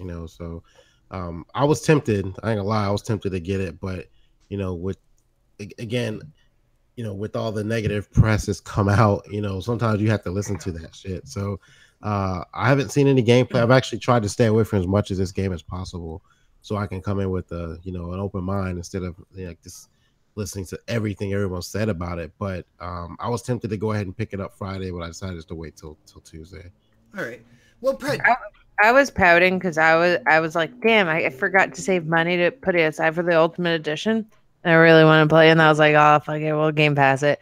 And then he went the code. I was like, yes, best ever. Even though it really was promising me all sorts of stuff if I won the Ultimate Edition of this game. I don't want to know your guys' antics and stuff. But you know what's funny? I didn't get any of it. I won the game. Well, you won it. So now you I won the game. It's anything. I didn't expect you to win the game. Anything, dude. I can beat you in the pants off dance off game. No, I can beat you bot in the pants off game. Let's go. I got punched you in the face, by the way. I have a secret weapon. Snap. I'm out. It's called the meat rocket. Oh no! Just cut his mic, please. Yeah, just next after dark, baby. Hold on. I think What was your the question, Don. Bot? I think we have the Don in here again, man. Yes, we do, but I'm about to leave. It's getting way too filthy. Hey Don, Oh, hey Don, shit, before filthy. you leave, with you being a developer and everything, do you know, can they switch State of Decay 2 from peer-to-peer servers over to dedicated? Well, it's software, so essentially, yeah, you always could. How much work's involved with that, I don't know. I don't deal with the network side of things. I know a couple developers that will use peer-to-peer as a good testing ground because it's kind of more demanding to kind of optimize the code, and they say they convert it over to a dedicated server, so to just make that experience even better. But I don't know what their real approach is and why they do that, but that's what they say. All right, so I mean it's possible. So I think we should. I don't So know. so what is the question? Because State of Decay 2 runs on peer-to-peer servers, and we're kind of scratching our heads here because with Xbox being a part of Microsoft, you have the Azure servers there. This is an Xbox exclusive. At least to me, it was a really kind of like strange decision to go peer-to-peer when you have servers right over there. It is even extra strange because you can be a third party and use their Azure for free for Xbox. Wow. Yeah. So that is a little bit of a head scratcher as far as it goes, because that was an announcement at the launch of the Xbox. If you want, Azure servers are free for you as developers, and that's why I've always been in this weird contention, like, why aren't developers taking advantage? It doesn't cost better servers. Third parties started talking about like parity between platforms, and they didn't want to do that. A lot of that's also people. There's people within those companies that invested in their own server solution, and they're trying to justify their own job, right? There's a little bit of that. I'm not going to point out names or companies, but that's a lot of what it's done. That's the reason why you're seeing studios. I think Ubisoft is going over to Azure. It's a slow progress, right? Like, you have to be consistent, and eventually more people will be over on your server farm, essentially. So, and that's what's going on for Ubisoft. So I guess that's the big complaint about the game, right? Is the peer-to-peer. That's my biggest kind of like head scratcher. Yeah. I'm thinking that's where most of these kind of like multiplayer bugs are coming from, because it depends on the host and their kind of like their internet connection.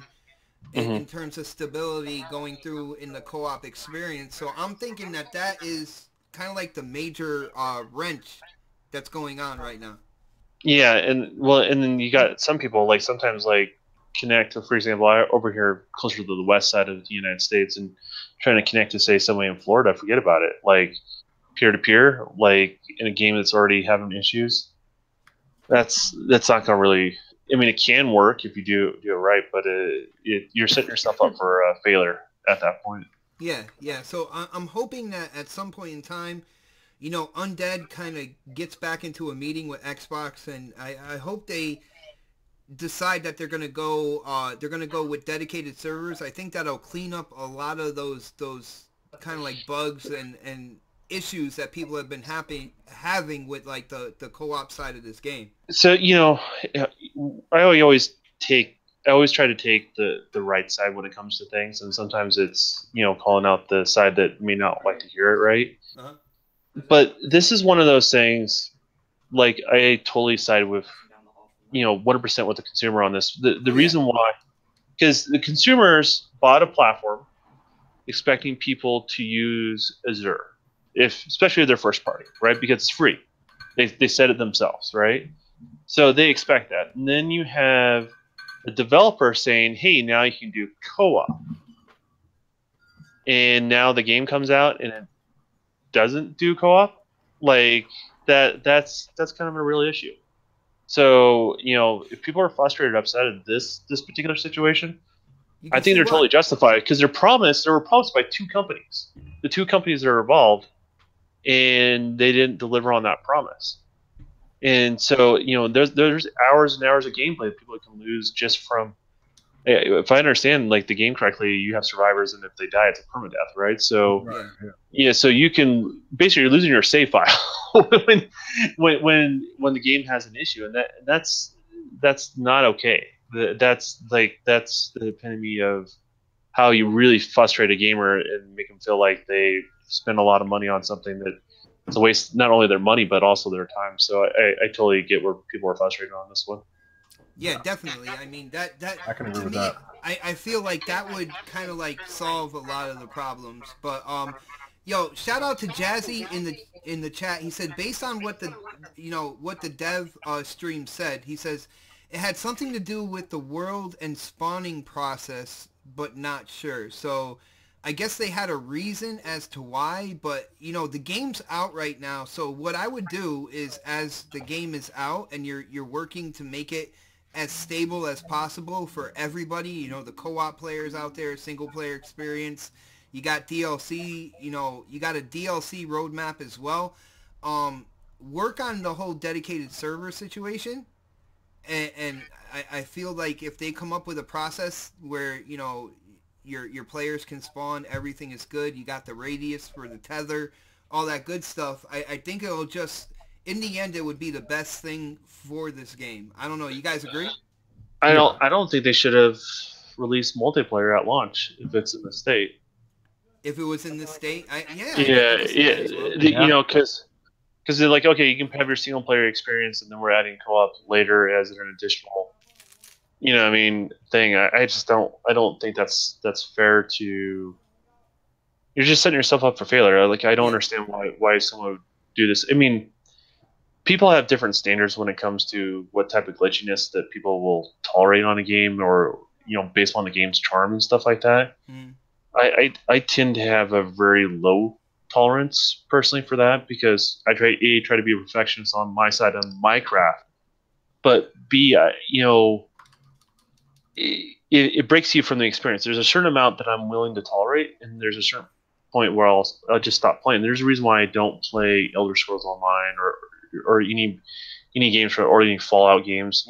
They get better over time, but at release they're borderline broken messes. I've heard Elder Scrolls is really good now. I mean, I've bought Elder Scrolls, but I haven't bought any of the expansions because I want it to be proper. So you're absolutely right. So here's the thing: is I'd rather have.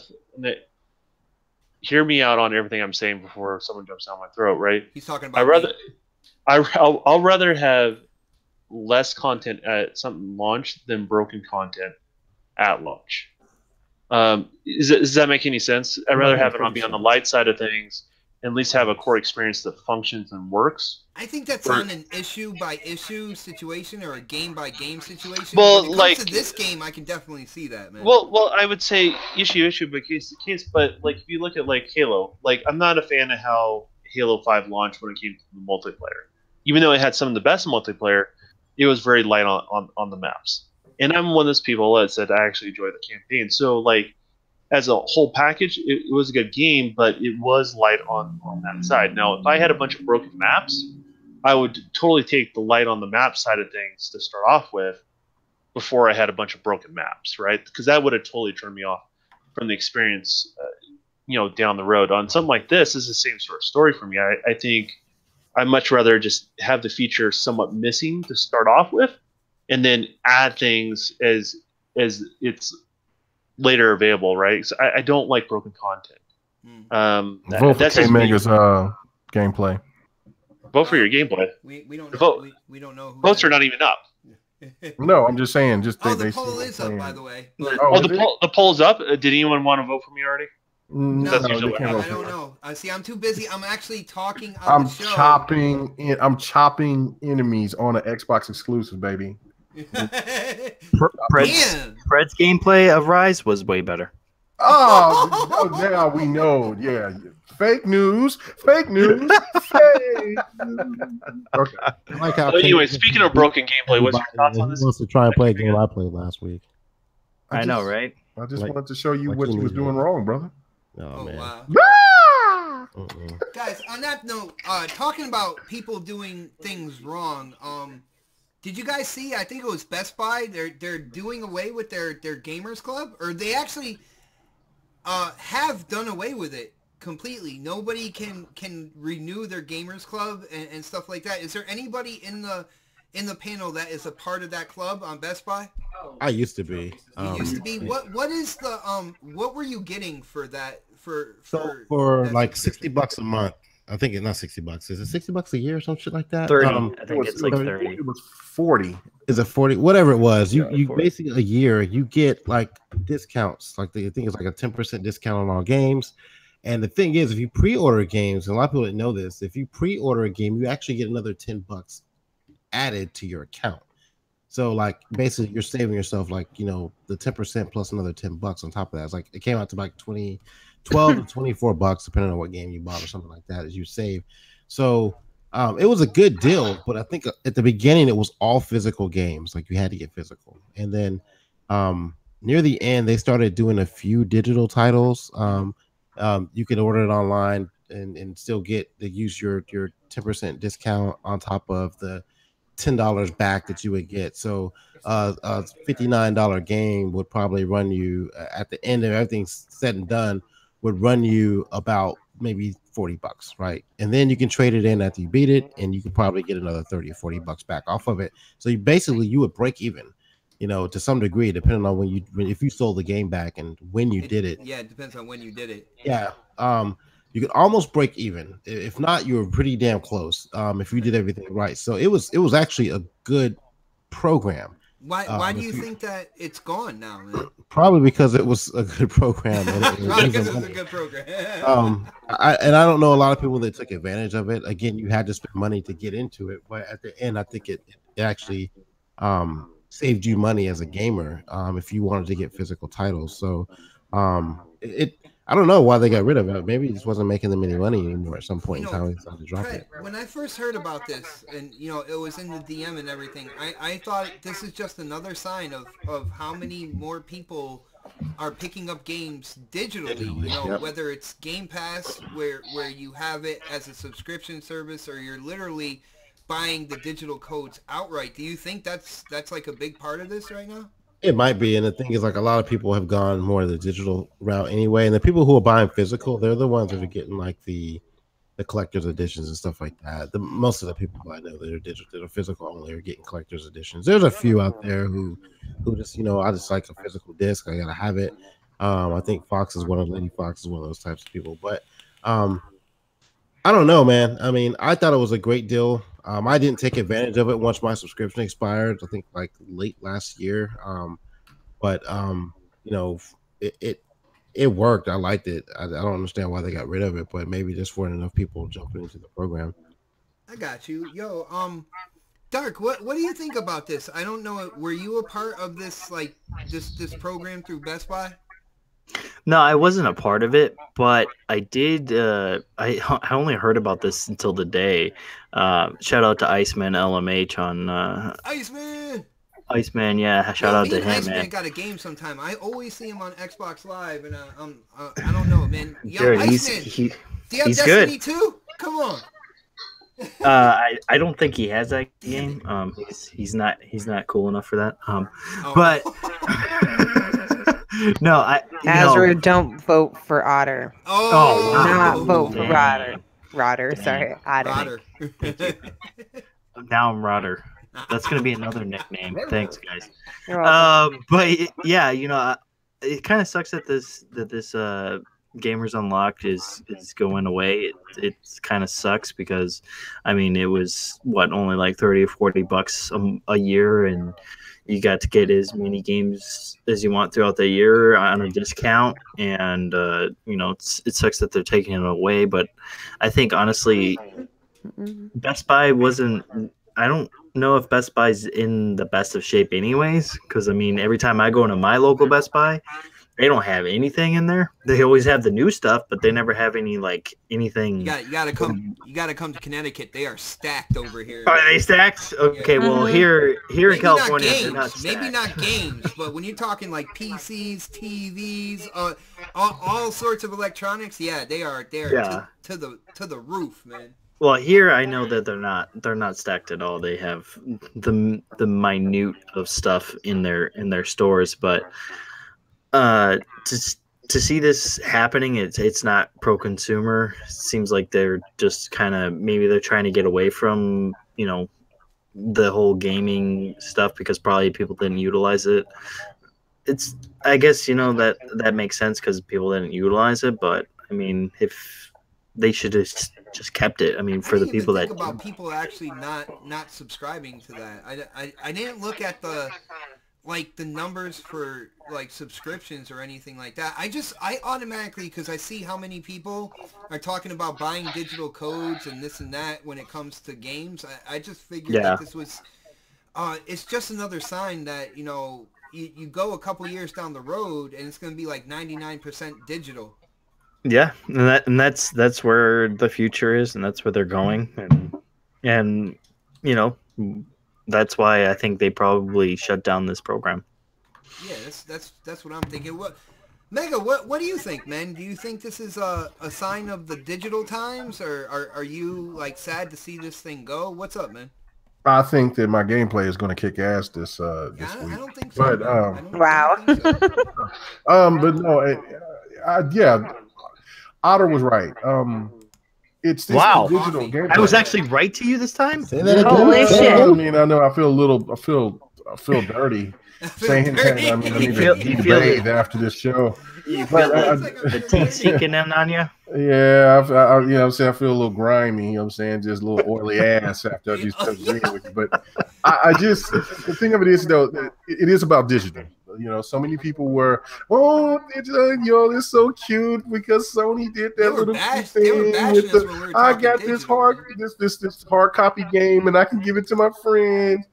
Yeah, okay, you can't. This is the thing right here, man. When it's game sharing, and I think you can game share on PlayStation.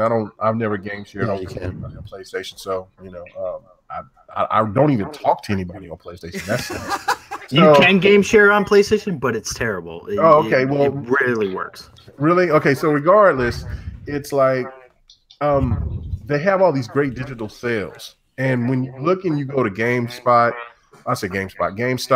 or you go somewhere else, the games are still marked pretty high unless they've been out for a while and they're not selling, and then you might catch a deal or two on some hard copies at Best Buy or at GameStop, some other places. But it's like it's the convenience of where you want to get a game online. Just download it. Boom, you got it in here, and it Say, downloads in we're like lazy, 10, man. 15 minutes. We Yeah, could we're just download lazy, off and of you know what I'm saying. TV. Yeah, we just download it and we get to play it. So that's why I was like, for people that were like, no, I'm all about hard copy, and I know that there's some people that's nostalgic and don't want to buy, and a little nervous because they feel that they may not, if they want to take away their digital copy or whatever about their rights.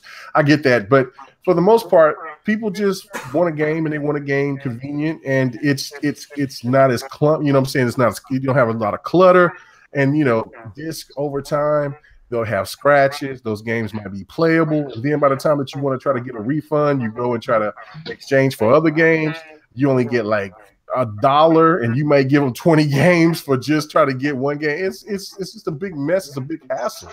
So, and I think here in the future, in the next gen, what's going to happen is that we are going to get the vision of what Xbox was trying to do in the beginning, of where you can start selling your digital content, your digital games in a market.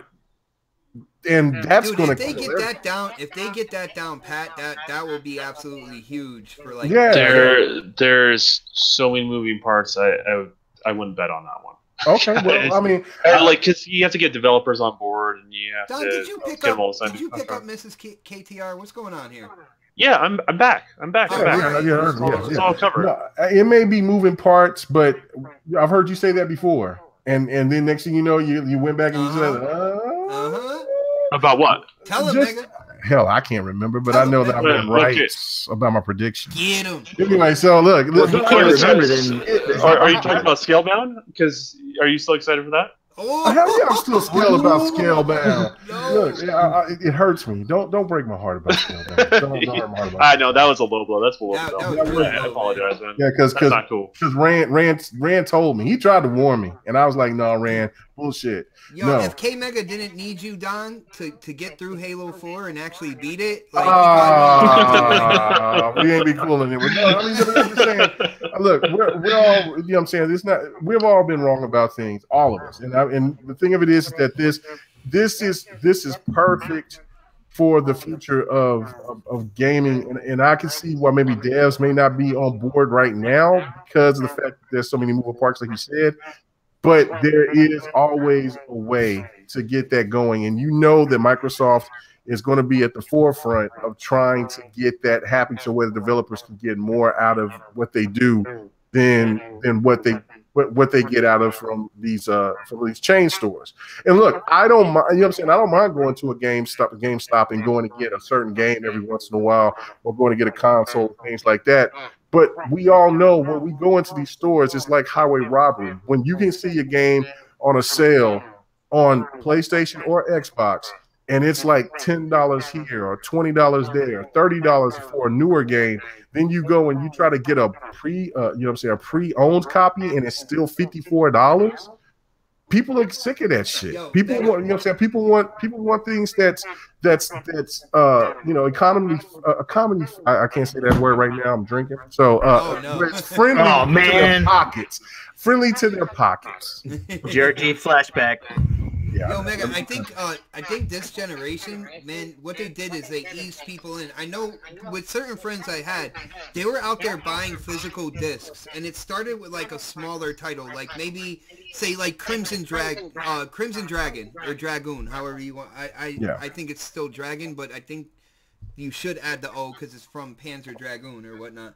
But and when they saw the ease of that, they didn't really get into that game so much, but they were like, damn, now like the games I really want to play, all I have to do is buy it from my house, and it's as soon as it's downloaded, I can play it. And I think that's where this generation kind of started, and that momentum has been building all the way through this gen. And I feel that next generation, in terms of consoles, next generation, I'm calling it the Crossroads console, because I feel like that's going to be where you have the most options on how you want to purchase your game. Not only that, you're going to see a lot more cloud computing and stuff like that, ways to play your game, and I feel like next generation is going to be absolutely insane with when it comes to options, how you want to play, how you want to buy, everything like that. It's going to be crazy next gen, man. I agree, and that's why I feel that the future is going to lead into that direction. Chain stores, you know what I'm saying, those mortar stores with games is going to be a whole different look in the next 10 years for sure. It's because they want to weed out. There are certain companies that want to weed out the middleman, and they want to just support the developers, and they want to support themselves. They don't want to go through any middleman. And you know what I'm saying? And that's why I look at it as that this is not a if, this is a win thing. Yeah. So, you know, and so, you know what I'm saying? It's the future of gaming is right upon us. And a lot of people might jump off. A lot of older root gamers might not like what the future is going to look like when it comes to gaming. But, you know, look, if you're a gamer and you're going to consistently be a gamer, this is the change. Somebody is asking for violence with snaps, a pot in my head. So Damn. All right, so real quick, there's a echo coming off of Don, and you know it's the end of the world. So I muted him by accident. Now I can't unmute him from myself, but it was him who was making it. Please, it was Don. Let us know. Yeah. Who muted Don? You muted Don and Go take the pot of X. Oh yeah, it wasn't Xbot, you guys. It was Don. I'm back. It's all good. They thought it was me? Of course they thought it was Well, me. no. I can't yell at You're still echoing, though, Bot. See, I don't hear bot echoing right now. Yeah, I don't hear me echoing either. And Dark, your guys, it's the end of the world. Is very sketchy, so I wouldn't even trust what you're saying. Hey, we don't have to go there, dude. Come on now. Well, I mean, how bad is the echo? my Is it feelings. ruining the show, guys, or is it really not that serious? Because I mean, you can hear it. if it's not that serious, like I don't hear anything now that I muted. I can't hear We're anything getting now. close to the end anyway, so let's kind of muscle through this. And snaps, I want to hear your opinion when it comes to this this kind of like gamers club thing. I don't give a fuck. You don't care? Oh. No. I didn't even really remember that at all whatsoever. Like I had the regular Best Buy membership, and then I don't know, they stopped giving me points for stuff. Maybe stopped shopping because they came up with a new. They gave the new, like, started doing the new thing, so I was not earning points on gaming stuff for my free membership. So then I didn't want it anymore. I was like, screw them, I'm not shopping there anymore. I buy stuff there every now and then. I'm not shopping there anymore. Not gonna lie, I would rather go there than to GameStop sometimes. And I usually go there on Black Friday. I'll pick up my like controllers there because they'll be like half off or something like that. So Mel, you're not into going to buy like a movie and then asked to open 2 or 3 credit cards by the time you leave?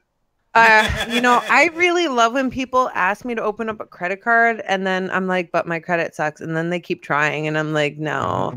And then eventually they get me and I get declined and I'm like, gosh, you just made my credit a little bit. Told you. Told you, dumbass. You don't listen to me. But the reality is I'm not going to pay for a membership, especially if I don't, you know, feel like I need it because we don't buy physical games. We only buy digital. And even if it supports digital, that really doesn't matter because I'd rather just download it. What I've been doing, guys, honestly, is I buy most of my stuff on Xbox.com and use Microsoft Rewards. And I also use Ebates, so that way I get stuff back. I get like, I don't know, 2% back or something, depending on the day. So that's how I get my games. And then we share them. And I'd rather get my Ebates check in 3 months from now or whenever they send it out. Nice. Guys, there is one more topic I want to tackle before we close this down. And it's something that on the surface, I was like, wow, that was a really good idea. I'm glad they did this. And then social media kicked in about this. And for people who don't know, Xbox Live is free right now through this weekend. So it's not a game, but literally Xbox Live. So whatever, you know, games that people have, if they don't have an Xbox Live like gold membership, they will have one over this weekend. I was like, wow, that's a really good idea. And then the Red Dragon went on social media and was like, well, this is the way it should be. And of course, you know, somebody from our community, somebody that I respect a lot as a gaming journalist, let them know that, you know, when it comes down to it, Xbox Live as it is on console, there's so much revenue there that if they just all of a sudden took it out, they would lose a huge chunk of money, and that money is spread throughout Xbox for game development, research and development when it comes to new hardware and stuff like that. So that would be a huge chunk of money taken away. I am a pro gamer, okay? So when it comes down to it, if they can do it and it makes sense, like, I am down for whatever, you know, goes for the consumer or for the gamer here. But seeing people attack Jez Corden from Windows Central like this, I thought it was very unjustified. Jez he knows what he's talking about. He puts out great information on Windows Central and out on Twitter, and I feel like people were just ready to jump on anybody who said anything different than what the Red Dragon said. So I'm gonna put this out here. Whoever wants to start off first, when it comes to this whole free weekend, first off, do you think it's a good idea to make Xbox Live free for like free weekends and stuff like that? And what do you think about the backlash going on social media attacking Jez like this, man? You know, it's well. Sorry, Mel. Do you want to go? No, go ahead, dude. That's not Mel. It's like he's Mel? sorry, the other Mel. Anyways. Oh, thanks. So pretty hair. But it's one of those things, like, you know, there's a lot of things we don't like in real life, right? I mean, I don't think anyone really likes taxes, but at the same token, we have to have taxes to pay for our roads, right? And that's what it comes down to Xbox Live. It pays for things. And it doesn't just magically disappear into this ether. It goes to a better network. It goes into security for your information, all that sort of stuff, right? Yeah. If you look at Xbox Live and how it's grown from the 360 to now, it is by far the best online service out there. And that's the same token when you look at PlayStation, and I'm not trying to dog on their network, but you know, it was free throughout the whole PlayStation 3 era, and they paid the price for it, right? So like, and now they're charging for it now, but it's a little bit better than the last gen, but not much. You know, it hasn't gone the same leaps and bounds. In a lot of ways, Xbox Live, I'll be honest with you, is more stable than most PC games that you get to play on. So, you know, you pay what you get. What you get is what you pay for, and that's the case with Xbox Live. So to think that the service would stay the same if you made it free, it wouldn't. It's asinine. Simple. Right? It's the thought process, and I've heard Red Dragon say this before. He thinks when you pay for the game, that pays for the service. But the reality is the economics are different than he realizes. That it costs money to continue to run the server, maintenance on the servers, employees on the servers, hardware failures, all sorts of different things, right? These are the things that people take for granted. They have no idea what's really going on. And that's what's going on. Do they pocket some? Do they invest that money in other places? Sure. But we've seen the benefits. They gotta make profit as well. Like, yeah, well, it also stabilizes the platform. Yeah. Right? So, like, I mean, there's a reason why you see PlayStation charging for it now. Like, it didn't go the other way. It didn't go free for everybody. It went to more people are paying for services. And I think Pred hinted this when we're on the we're in the DM. I mean, and he's spot on that eventually you're going to see something similar with Steam. It's only a matter of time. People have talked about it. So, you know, so behind you say the that scenes, Steam is going to charge at some point in time, in your opinion? Eventually. I think the only thing that's like this game of chicken with other storefronts on the PC side, it's prevented it from happening, but eventually it's going to happen. And so, I mean, that's just inevitable. So, and then if you're primarily a PC guy, I don't understand your stance on this, because the console gamer is subsidizing your cost of your online experience. And now, see, here's the thing, because a lot of people talk about, well, PC, they're getting Xbox Live for free. But if you look at it, with Xbox, you're getting all your multiplats and stuff, and you're able to go online with those. Now, when it comes to PC, your multiplats there, I mean, they could be spread across like Blizzard.net. They could be at Steam. They could be over here on Origins or whatnot. So, like, I think the reason why they do it on the PC side of things is just making sure people are connected because they are divided between Origin and what you've seen with Steam and things like that. That's the reason why I think it's that way with Xbox and they want people to have this connected experience between console and PC, regardless if people agree with that or not. And so and they also know that they're asking a big ask when everyone else hasn't been charging on the PC side of things. And they have to compete with that group in order to get people to at least accept it to a certain degree. So, I mean, here's the thing. Eventually, you're going to see these services charged on PC. It's going to happen. You can run from it, you can hide from it, but it's going to happen.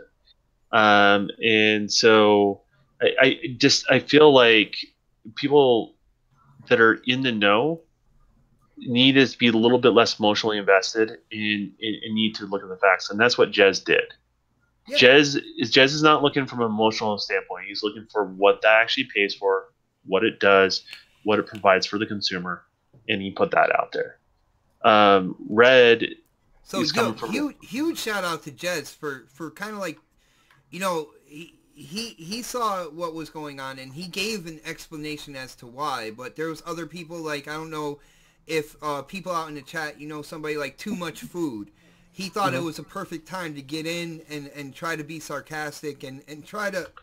Well, and that's the short side of Twitter. Twitter's not the place for that sometimes. Almost try to prove that he knew more than Jez about Xbox. Well, and I haven't seen that, and I don't know that conversation, so I can't really comment on that portion of it, but it's just one of those things, like, people understand, like, your money's going to something. Yeah. And this stuff is not free. It doesn't, and it's not just covered by the cost of the game. It simply isn't. There's a reason why on the PC side of things, also people have to like all of a sudden like the server shuts down for say a certain game, and then someone else has to keep it alive by running their own servers. In regards to that, like, you don't deal with that stuff on the Xbox side of things. That's the important part about having a curated experience. That's what Xbox provides, and Xbox Live is part of that. I've been a subscriber for 11 years now on Xbox Live. I've never once felt like there are things within Xbox that I feel like I got ripped off here and there. Xbox Live is not one of those things.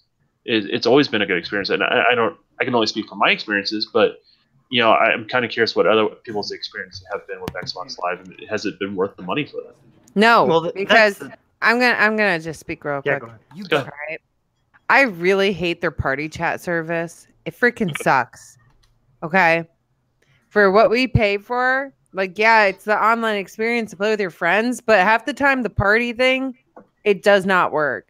So Is it still not working for you now? I know you were having problems. I mean, right this minute, it's probably fine. I don't know. I'm not on there. No, I'm just saying for like, I know it's been getting better for people. Like, I don't know because I haven't seen that degradation. It's still on and off every single time that I stream.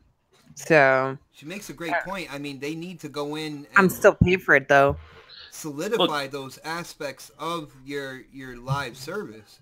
Absolutely, I don't disagree because you are paying for those things, right? So yeah. An arm and a leg at like $25 every 3 months, I think, because we don't buy yearly. So every 3 months, that's a lot of money. You could find one. You could find a year one for $30. I could hook you up on that. You let me know. Yeah, send us that link. Next payday, so next Friday. Link, man. They're paying way too much for live. The last time I paid was like $40 for a year. I doubled down. Yeah, I could find you something cheap. Cool. I think my biggest issue with live is like, I have other gamers in my house, and I have to buy a subscription for every person in my house for them to play online. Yeah, and I think that should change. Okay, if you have how many consoles? Because we have 1, 2, 3, 4 in the house, and the kids have one subscription, and then me and Xbot have one subscription. Yeah, we can basically run with 2 subscriptions. Like I have 2. My daughter has one, I have one, but like for her to play on her own account, she's got to have her own subscription. You know what it should be set up you is? Don't game share with her? Yeah, we do game share, but she can't play online. Well, you should. Yeah, she should be able to. There is an option. Yeah, she should be able to. Yeah. If you game share, it allows you to do it. But back to your point, Fred. Though it should be connected. if you're a console owner that you own like multiple consoles and all that sort of stuff, it should be if you're all connected to the same router. Yeah. They should have it set up in that sense. They're like, okay, these are all the same customers. These are all in the same house. Like, they should be tied together in that sense. My nephews had this issue for quite a while because they used to have some sort of family service early on. Yeah. On the 360 generation. Paid for the family service. It was a little bit more than your standard Xbox Live, but it covered. I remember that. Yeah, Jazzy Noob just posted in the chat $99. Yeah, so it used to cover everyone in his house, and this is a house with 5 or 6 Xboxes, right? You know what I mean? And they were fully covered, and so that is something that if you're in the home and you're obviously a loyal customer, I think, and you're running off the same network, I think that's the fair way to do it. Yeah. Well, that's here's the thing. A lot of people look at this as an anti-consumer thing, the Xbox Live and the PlayStation Network. They think that that's like, this is anti-consumer because PC people get it for free. But I like mean, Don on the said, surface, you it gotta can look like that real quick, man. Huh? I said on the surface, it can look like that real quick for people It does, that yeah. don't kind of get into it. No, it absolutely does. But here's the thing: like Don said, they don't understand that it takes a lot of manpower. It takes a lot of resources to get these servers to work properly, and that's why we pay for Xbox Live, because we get the best service possible from this company. And on the PlayStation side, they get a lot of times their network is better than what the PC gets in terms of like playing games online. It depends on the game, right? It's like right. situational. It depends on the game. Right, it's a situation thing. And especially their multiplayer. Like I mean, I've heard people playing Destiny 2 who couldn't play for weeks because the servers were down over there at PlayStation or on the PC, and we're over here on Xbox and we're playing these games, killing it. We're playing our games. And once in a while, our servers will go down for like maintenance, or they'll go down for like an hour, and people are complaining. But it's usually around the time where like I'm at work or other people are at work, and I'm like, why are you complaining? You should be working or something, or doing something else. And there's a reason why it happens very outside of the money that they've always continued to invest in it. The main reason why it's always up, because one of the basic metrics is them people being engaged in live. That's their storefront. That's their connection to the customer. They continue to have a revenue stream. So if someone's having fun and they're not necessarily collecting dollars outside of what their Xbox Live account is, that's going to generate funds somewhere down the road, right? If because they're engaged with the platform and people are going to buy. If you're not engaged in something, then you're not gonna buy products for that thing. And, simple as that. So, I'm sorry. Brent got me staring at this gameplay. Like, yeah, I know, right? I'm distracted too. This what is game like is my that, favorite gameplay from tonight. I swear. What game is this? Onrush. Auto Rush? Oh, dang. Onrush. Onrush? Yeah. Oh, I gotta get this then. But I mean, I guess what it boils down to is, if you get what you paid for, then I totally get it. And then the accountability on Xbox, I think I talked to Mel's side of things, right? You're paying for a service, and if it's not performing how it should, then there's a legitimate complaint. So you actually can complain about it too, as well. You have a stake in it because you're investing your own dollars, right? So I mean, it's just economics. It's just how it works. I don't know why people are upset about it. Well, it's good.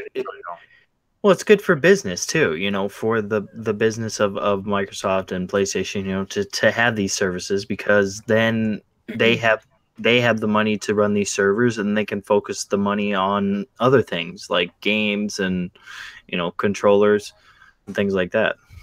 Yeah, I don't know where they siphon the money. I know a lot of it goes back into more servers, right. But it doesn't matter. Like they've obviously invested it in through Xbox Live, so it's not like we haven't gotten nothing for our money.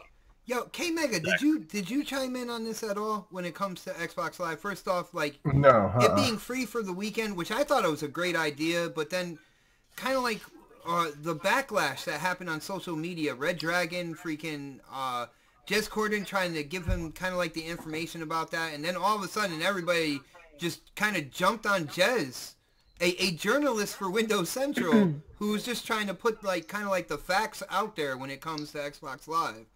I can't listen to anybody that tells me that they sold their Xbox. I was just about to say that. I can't listen to nobody like that. Because, I mean, you know, look, if you're irrelevant now. Yeah, you're irrelevant. Like, look, I mean, I used to be a huge Red Dragon fan, and I don't have anything. Me too, man. I drifted away. Like, yeah, I mean, like, because you can only talk about being cheap and not, you know what I'm saying, in when you're playing games, it's not cheap. You know what I'm saying? Buying games is not cheap. I understand the PC method. You can get games at a very inexpensive price, but you also have to look at when you play in certain games, or when you get those games at like $1 or $3, those games can have a dead online. So basically, if the economics are different, right? Yeah, I mean, it comes at a cost. Yeah, it comes at a cost. So like if you want to try to play a game online and it's like $3 or $4, you're thinking that you came up, well, just enjoy that single player because that online is dead. And so that's the reason why this, you know, you keep the servers up, you maintain maintenance, things of that nature. And even though as bad as PlayStation 4 has been on with online for occasions, it's been a hell of a lot better than what the PlayStation 3 was. Yeah, it's starting to get better slowly, right? Yeah. You know, like year by year, you kind of notice a little bit. You don't see the maintenance popping up as much as it was for the last in the beginning 4 years of this generation. So it's like they're starting to get their stride to understand what the online is about, and that income is a part of what goes into that infrastructure to make it better. So I mean, to just keep saying, well, we need this to be that way. Good luck with trying to do backwards compatibility and hoping that those companies will still hold on to those servers when you try to play your online game. Like Split Second, that company is gone. You think that you can play that game online anywhere else? You know what I'm saying? Good luck. You can't. So through Xbox, you can play that game online because you put the money into that service. People are going to call us corporate slaves. They're going to call us we're going to give them control. Yeah, Xbots, because we're trying to defend this. But if you're paying for PSN, you're doing the same thing. You get what you pay for. So that's what I'm saying. Why is Xbox getting prosecuted or something crucified? PlayStation needs to cancel their fucking online service. The biggest thing that people say when they talk about Xbox Live and paying for it is that the PC is getting it for free, even though. But what are they getting for free? They're still paying for the game. They are, but they're not paying for the subscription for Xbox Live, and they're also not getting to play these other games like Overwatch and stuff like that on such a dedicated platform as well, if you're playing it on PC either. Well, why do you think you get games for cheaper? Because the servers don't work as well. Duh. Right. That's why you get it for cheaper. So yeah, I mean, there's a yin and a yang to this. You know what I'm saying? There's a cause and effect to all of this. And I understand to certain consumers that like, well, I see what the PC's benefit is, but it's just like, for instance, if I try to go and play I got For Honor, right? For Honor on the PC, cheap. You go online, there'll be some players that'll play online, but it'll be the same players that maybe bought those dedicated servers, and they might kick you out. They may be botting. They may be cheating their asses off. Good luck trying to enjoy that gaming experience. You know what I'm saying? So it's not like it's So it's I don't want to deal with cheaters. Yeah, you don't want to deal with that. And then it's just like with certain other games, like with fighting games. On PC, fighting games die quick. There's only a few that can hold on and that can maintain. Like I was saying that you can get Marvel vs. Capcom Infinite for like $10. You know what I'm saying? I think if you go, you get it off like the European price is like $8, but it's almost practically dead in certain areas. You only play the certain few same people over and over again. It's insane. It's one of those things. Like it's not, because it sounds like we're crapping on PC. We're not crapping on PC. We're just acknowledging the fact that on PC. The economics they're different. Like the economics are different, and the results of what you get from the product is different. And I think people that are console gamers like the experience that they're getting at the end of the day. Otherwise, they would be gaming on PC. Simple as that. So, and if those economics made more sense for them, they're going to game on PC. And I think Xbox understands that, so they're going to let people to go back and forth as Guys, much I as think possible. we are gonna get a lot of shit about this show. Yeah. Yeah, guaranteed there's going to be some recordings of us in there. No, but here's the thing: is like if you want to game on PC, game on your PC, and if you want to take advantage of the fact that you don't have to pay online, you pay online, but it comes at a cost. Yeah. If you want to be truly honest, it comes at a cost, and then the cost is inconsistent results on your online experience. Some are great, some not so great. Some services go away, some people bring them back from the dead, right? So that's what you pay for on there. On the console experience, it's way more consistent. In regards, it's not perfect by any means. Like obviously, like Mel says, and Fire, it's perfect. I need to, but I also need to talk to bots so we can get that issue resolved. But still, I mean, I guess she's hooked up straight to the modem, man. There's no issue there. But you have to set up your modem correctly. That's what I'm saying. Basically, saying you suck, Xbot. No, no. You have That's what I'm hearing. You have to do things on your modem. So make sure there's certain firewall things you got to remove so it works better. But that being said, the economics are different. The experience is different. You're comparing apples and oranges. These are not the same things. And you get what you pay for. Simple as that. Nice. And with that being said, I think we pretty much I know we didn't cover all the topics. We have to talk about Kingdom Hearts bot. Someone is waiting for it. I forgot who it was. All right, well, chat. They're like timestamp. When was this spoken about? And then okay, well then we can cover that real quick. I mean, Saturday night we want a game. Yeah, new gameplay came out for Kingdom Hearts 3. They showed the Toy Story level. They showed your character running up a cliff as well, getting rocks thrown down and stuff like that. I gotta say, I am really... Xbot? What?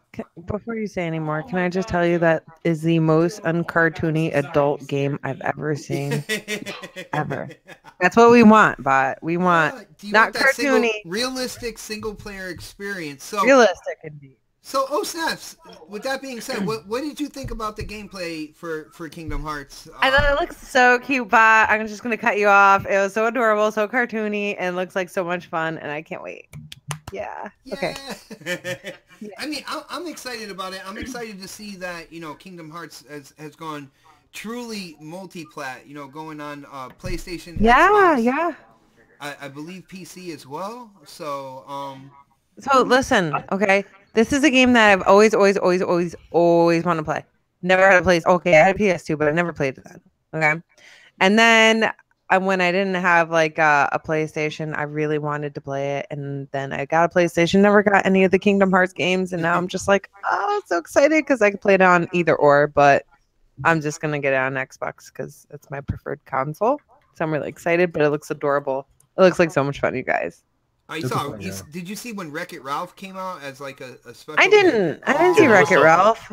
Dude, yeah, they have Wreck-It Ralph in there. That was just like fucking Toy Story. I'm sorry. I'm just so excited right now.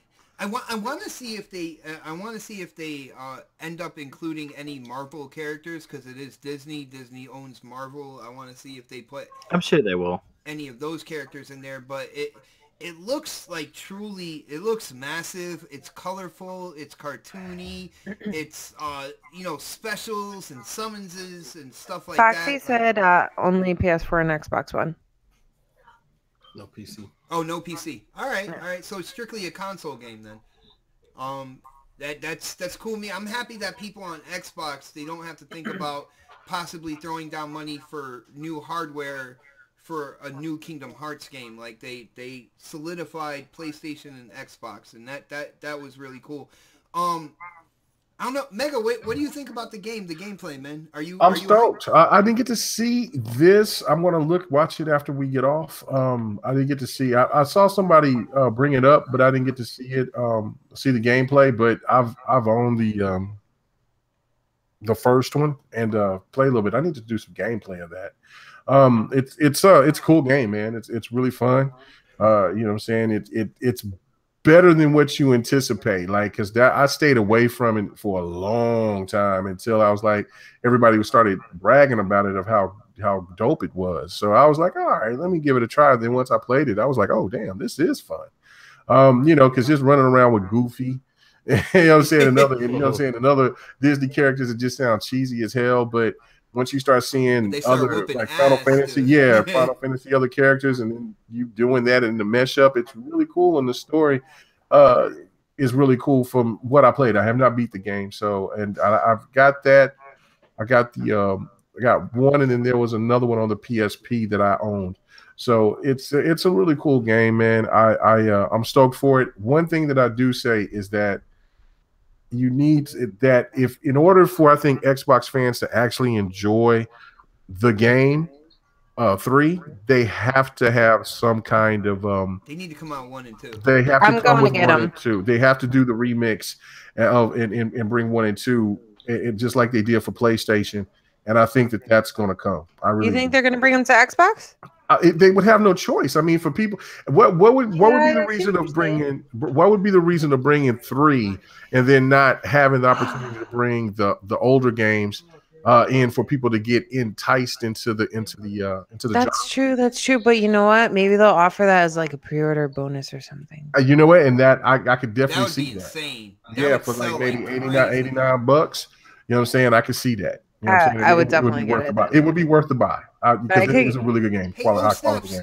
Do you remember it was a couple years back now. I was somebody asked us to promote kind of like that whole thing to bring Kingdom Hearts 1 and 2 to Xbox because they already announced 3. You're actually the one who brought that to my attention, that somebody in the community had like this whole petition type thing going and asked me to promote it on my YouTube The petition? channel. Yeah. Yeah. That was and to this day, I mean, we haven't heard anything about it, but I told you it was coming. You didn't believe me. It's a no-brainer. I mean, they haven't said anything. Nobody said anything about it actually coming, but in my opinion, it would be a no-brainer. No, I'm talking officially. All 3? I'm talking officially. Oh, listen, bot. It's gonna happen. Don't worry. Don't worry. Rest easy. Rest your soul. It's gonna happen. Yo, Pred, I know you might not be the biggest like cartoony type gamer out there, but what did you think about the Kingdom Hearts gameplay, man? I've never been interested in this game, to be honest with you. So nope, not interested. Goofy's a badass, man. I'm saying. Nope, not interested. No, I was bad as Destiny. He's like next. Wow. I've never gotten to the franchise. I mean, I'll check out the gameplay later, but it wasn't on my list of games I wanted this year or next year, whenever the hell this game size come out. Nice. Well, let's get more intricate with Dark Optimus. I think he might be excited for this title. Am I right, man? Dude, I'm ecstatic. Hey, I'm on the level of snaps right now. Like I feel like I needed I feel like I needed like talk. I need to talk like her, you know, like, oh my god, guys, I'm so excited, you know. But yeah, man, I'm super excited for this game, dude. I cannot wait for it. Honestly, I think this is gonna be more like The Witcher 3 for Kingdom Hearts. In terms of, I don't know if you'll actually have to play the first 2 in order to really get into this one, especially since, you know, it's coming to Xbox. People that played the first 2 said it was a great game, but they're like, I still have no idea what the fuck just happened. Right, exactly. So that's the thing. I think 3 is not really going to be. It's probably going to be the same thing. You know, it's people are going to be like, I have no idea what's going on, or you know, and it's really not about that. It's about the gameplay. It's about playing the game and having fun with these Disney characters, and you know, I'm just super excited for it. Nice. We're gonna have a Kingdom Hearts collection, you guys.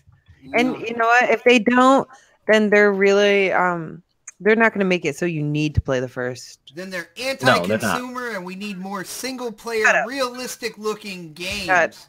Shut up, bot. Oh, okay. Shut up. We'll Sorry. fight as soon as we get off. I'll punch you in the throat. I don't mean it though. Don, I'm interested to hear what the Don thinks about this because I know he's a huge Disney fan and No. no. No, I've never been a fan of this game. There's not a lot of Square games I honestly enjoy, because I'm not a big RPG guy. But it looks like they're taking a little bit of different approach. Wasn't the original ones a lot of turn-based No, fighting? this is actually you just The with originals. Square Enix with Final Fantasy. Yeah, I'm Final talking about Fantasy. the originals. No, the first one is action. That's Okay. what was a trip about it. Yeah. Okay, so but they just never been on my radar because of the characters and stuff like that. I'm sure I'll try it sometime when I find some sort of when I'm through some sort of backlog. But who knows when that'll ever happen, right? So I'm just excited. I mean, there's a huge following for games like this. People are really excited about that. People can play on the following for this franchise. Yeah, people can play on their preferred platform. There's nothing. I think that's great. In regards to that, and I think the first time I seen Kingdom Hearts was when I was at the first one was at E3, and it was at Nintendo's booth at the time. So a lot of people associate the game with PlayStation. If you check your history, it's not what you think it is, right? So, you know what? It's good. I mean, I can't, as I said, I'm not going to talk down on a game that I'm not excited about, but I'm not going to hype up a game that I'm not excited about. I just know there's a strong following out there, and people can play it on the preferred platform, and probably eventually it will go on PC, but just not right away. Right. And that's what we're looking at. Nice. And huge shout out to whoever was out there in the chat that was waiting for Kingdom Hearts 3. I know I am probably going to get hung when we go off air for going so long, but it was for you. I just want to let you know that it was for you. Thank you for the support. And like a 40-year-old with a comb over, guys, it's time to get those plugs in. Stop saying that, bot. Yeah. You made me hit my desk, please. At least when I'm here, don't say it, okay? It just makes like my skin crawl. I love when your skin crawls, though. And remember all those things that you promised, all those things that you promised me. Can you just stop? This is why she puts Nair in her shampoo bot. I thought I was losing hair naturally, but now I know. No, it ain't natural. Don, you told my secrets. Why would you do that? Guys, we had a great show. Huge shout out to everybody who checked out the show tonight, hung out with us live. I had a blast doing this. I hope you guys were absolutely entertained throughout this entire show. But let's start with the first lady of the next podcast. Oh snaps, why don't you let people know where they can get a hold of you and what you are up to? So you guys can find me on Twitter, Instagram, YouTube, PlayStation, Xbox, and Mixer, and Twitch as well. It's in the chat there. Oh snap, it's Mel most places. Wednesday mornings we do a podcast on my channel on YouTube, and it's called Coffee Casuals Consoles. I just broke my mug tonight, so I'm really heartbroken about that. Dropped down on the floor. I was moving some dishes. I saw it. I was there. I saw it. I was like, and he was like, oh, and I almost cried. So yeah, that's pretty much how the conversation went. But yeah, I had a lot of fun. You guys are probably going to see me on the next podcast, like at least once a month now. So I'm really excited for that. I'm negotiating for twice a month maybe least. Twice. At least. We'll discuss it later, okay, but at least once a month, okay? So all those doctor's notes I've been writing to your work finally worked? Yeah, they did. They were like, okay. This handwriting is definitely not a game developer's. It's totally a doctor's. The first couple, like he did write it in yellow crayon. We did have to tell him, dude, you gotta switch it up. You can't. Then I started gluing newspaper clippings together to spell out something, and he said that didn't work either. So I went with the handwriting. He said like a serial killer. What's up? Xbot. Mike M in the chat says, I saw someone trying to impersonate you. They call themselves Xbot One. That's really interesting. Xbot One? Does he say, what's going on, people? Well, guys, I will let it be known today. From here on out, there's somebody out there that claims to be something, and I have for the last couple years taken that title away. I would just let people know that I am the best bot. All right, you can put it out there on social media. Let everybody know that Xbot448, aka King Neutral, is actually the best bot. All right, thank you. With that being said, yo, Predator, man, what is going on? Yo, love to hear your insight on the show. As always, every Saturday is a blast. Why don't you let people know where they can get a hold of you, you know, kind of like continue the conversation and what you're up to, man. Predator _H2OS on pretty much every platform, also YouTube and Twitter. Just hit me up on any of those platforms and I'll talk and game with anybody. And I'll talk a lot of shit to you in the party chat. Yeah, I know you will, man. Yo, the Angry Otter himself, the only otter you do not want to turn green, Dark Optimus. Let people know where they can get a hold of you and where you might show up in the future, man. Yeah, you guys can find me on Twitter at Dark Optimus. You can also find me on Xbox Live, the same name. You can also check me out on PSN at Unity Arrow. You can also find me here every Saturday making fun of K Mega. And it was a fun show tonight, and I'm out. And I am out. All right. We will leave the longest outro for last. So let's go to the Don, man. Why don't you let people know, you know, how they could get a hold of you, talk games, talk developing and whatnot, and what you're up to as well, dude. Yeah, the best way to follow me is on Twitter, which is the Don_KTR. I seem to be popping up on a lot more podcasts unplanned recently, so if you want to know what I'm up to, that's the best way to figure that out. And then I'm always up for gaming. I constantly have to play unfinished games. He'll run you over. And I love playing finished games. So, guys, come join me if you see me on Xbox Live. It's the same as the Don KTR, just no underscore. There's a space there. The Don is like becoming like the herpes of YouTube. He's just popping up wow. everywhere. Sounds terrible. No, Don, you're the herpes of YouTube. I want to know how you came to that conclusion. I'm incredibly itchy.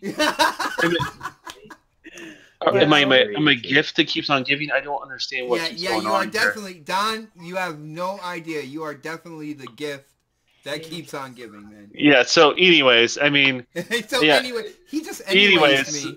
Let's get to K Mega, because I know he has a long outro, and he's going to get intro media at the end. Unravel those Dead Sea Scrolls, man. All right, man. K Mega 405, man, come and... check out the GRG podcast every Friday night. Man, thanks for everybody that's been watching us, because somebody happened to just post some stuff and it reminded me of there was people when we first started GRG that nobody was going to watch that trash. Dude, I shared that. Man. Yeah, and then that you know, just nobody watches it, nobody cares about it. But we thank you guys for help supporting the GRG family, and big shout out to Intro Media Gaming.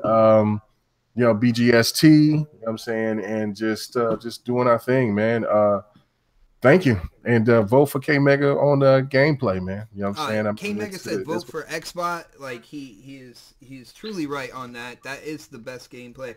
Actually, you know why K Mega tells you to vote for him? Because he's dodging me. He doesn't want to go toe to toe with me. Is what's going on. Oh yeah, look, he's ducking. He's straight up ducking at what's going on. I need a day off, guys. Vote for me. Oh man. Yo, to be honest with you, Pred had the most like engaging gameplay on the show tonight. It was the one that was distracting everybody on the panel. What? He didn't just show one game, man. He showed Outrush that looked really cool. Onrush. K Mega. Sometimes it's all it takes. It's all it takes sometimes. Yeah, look right. And all it took was SSX to get me over the top. Look what's going on. What about me? Can I get a break? Like, come on, man. You didn't go tell you know, guys, vote for me. Gosh darn it. Yeah, why can't we vote for Mel? She didn't have gameplay. Just put it in the comments. Her gameplay was in spirit. Because then in the winner's circle for the very first gameplay for next week, it would be just a black screen. It would just be a black screen for 15 minutes. That's okay, bot. No, it's not. All right. All right, fine. I am proud of the production value for this show. Yo, guys, It is Saturday. The gamers have to get the controllers in their hands. Again, huge shout out to everybody who hung coming up with us live. It has been an absolute blast, and I'm going to tell you the same way I say every Saturday. We will check you out next Saturday for the next podcast. Have a great weekend, everybody. Bye. Good night, everyone. You can't fight the friction.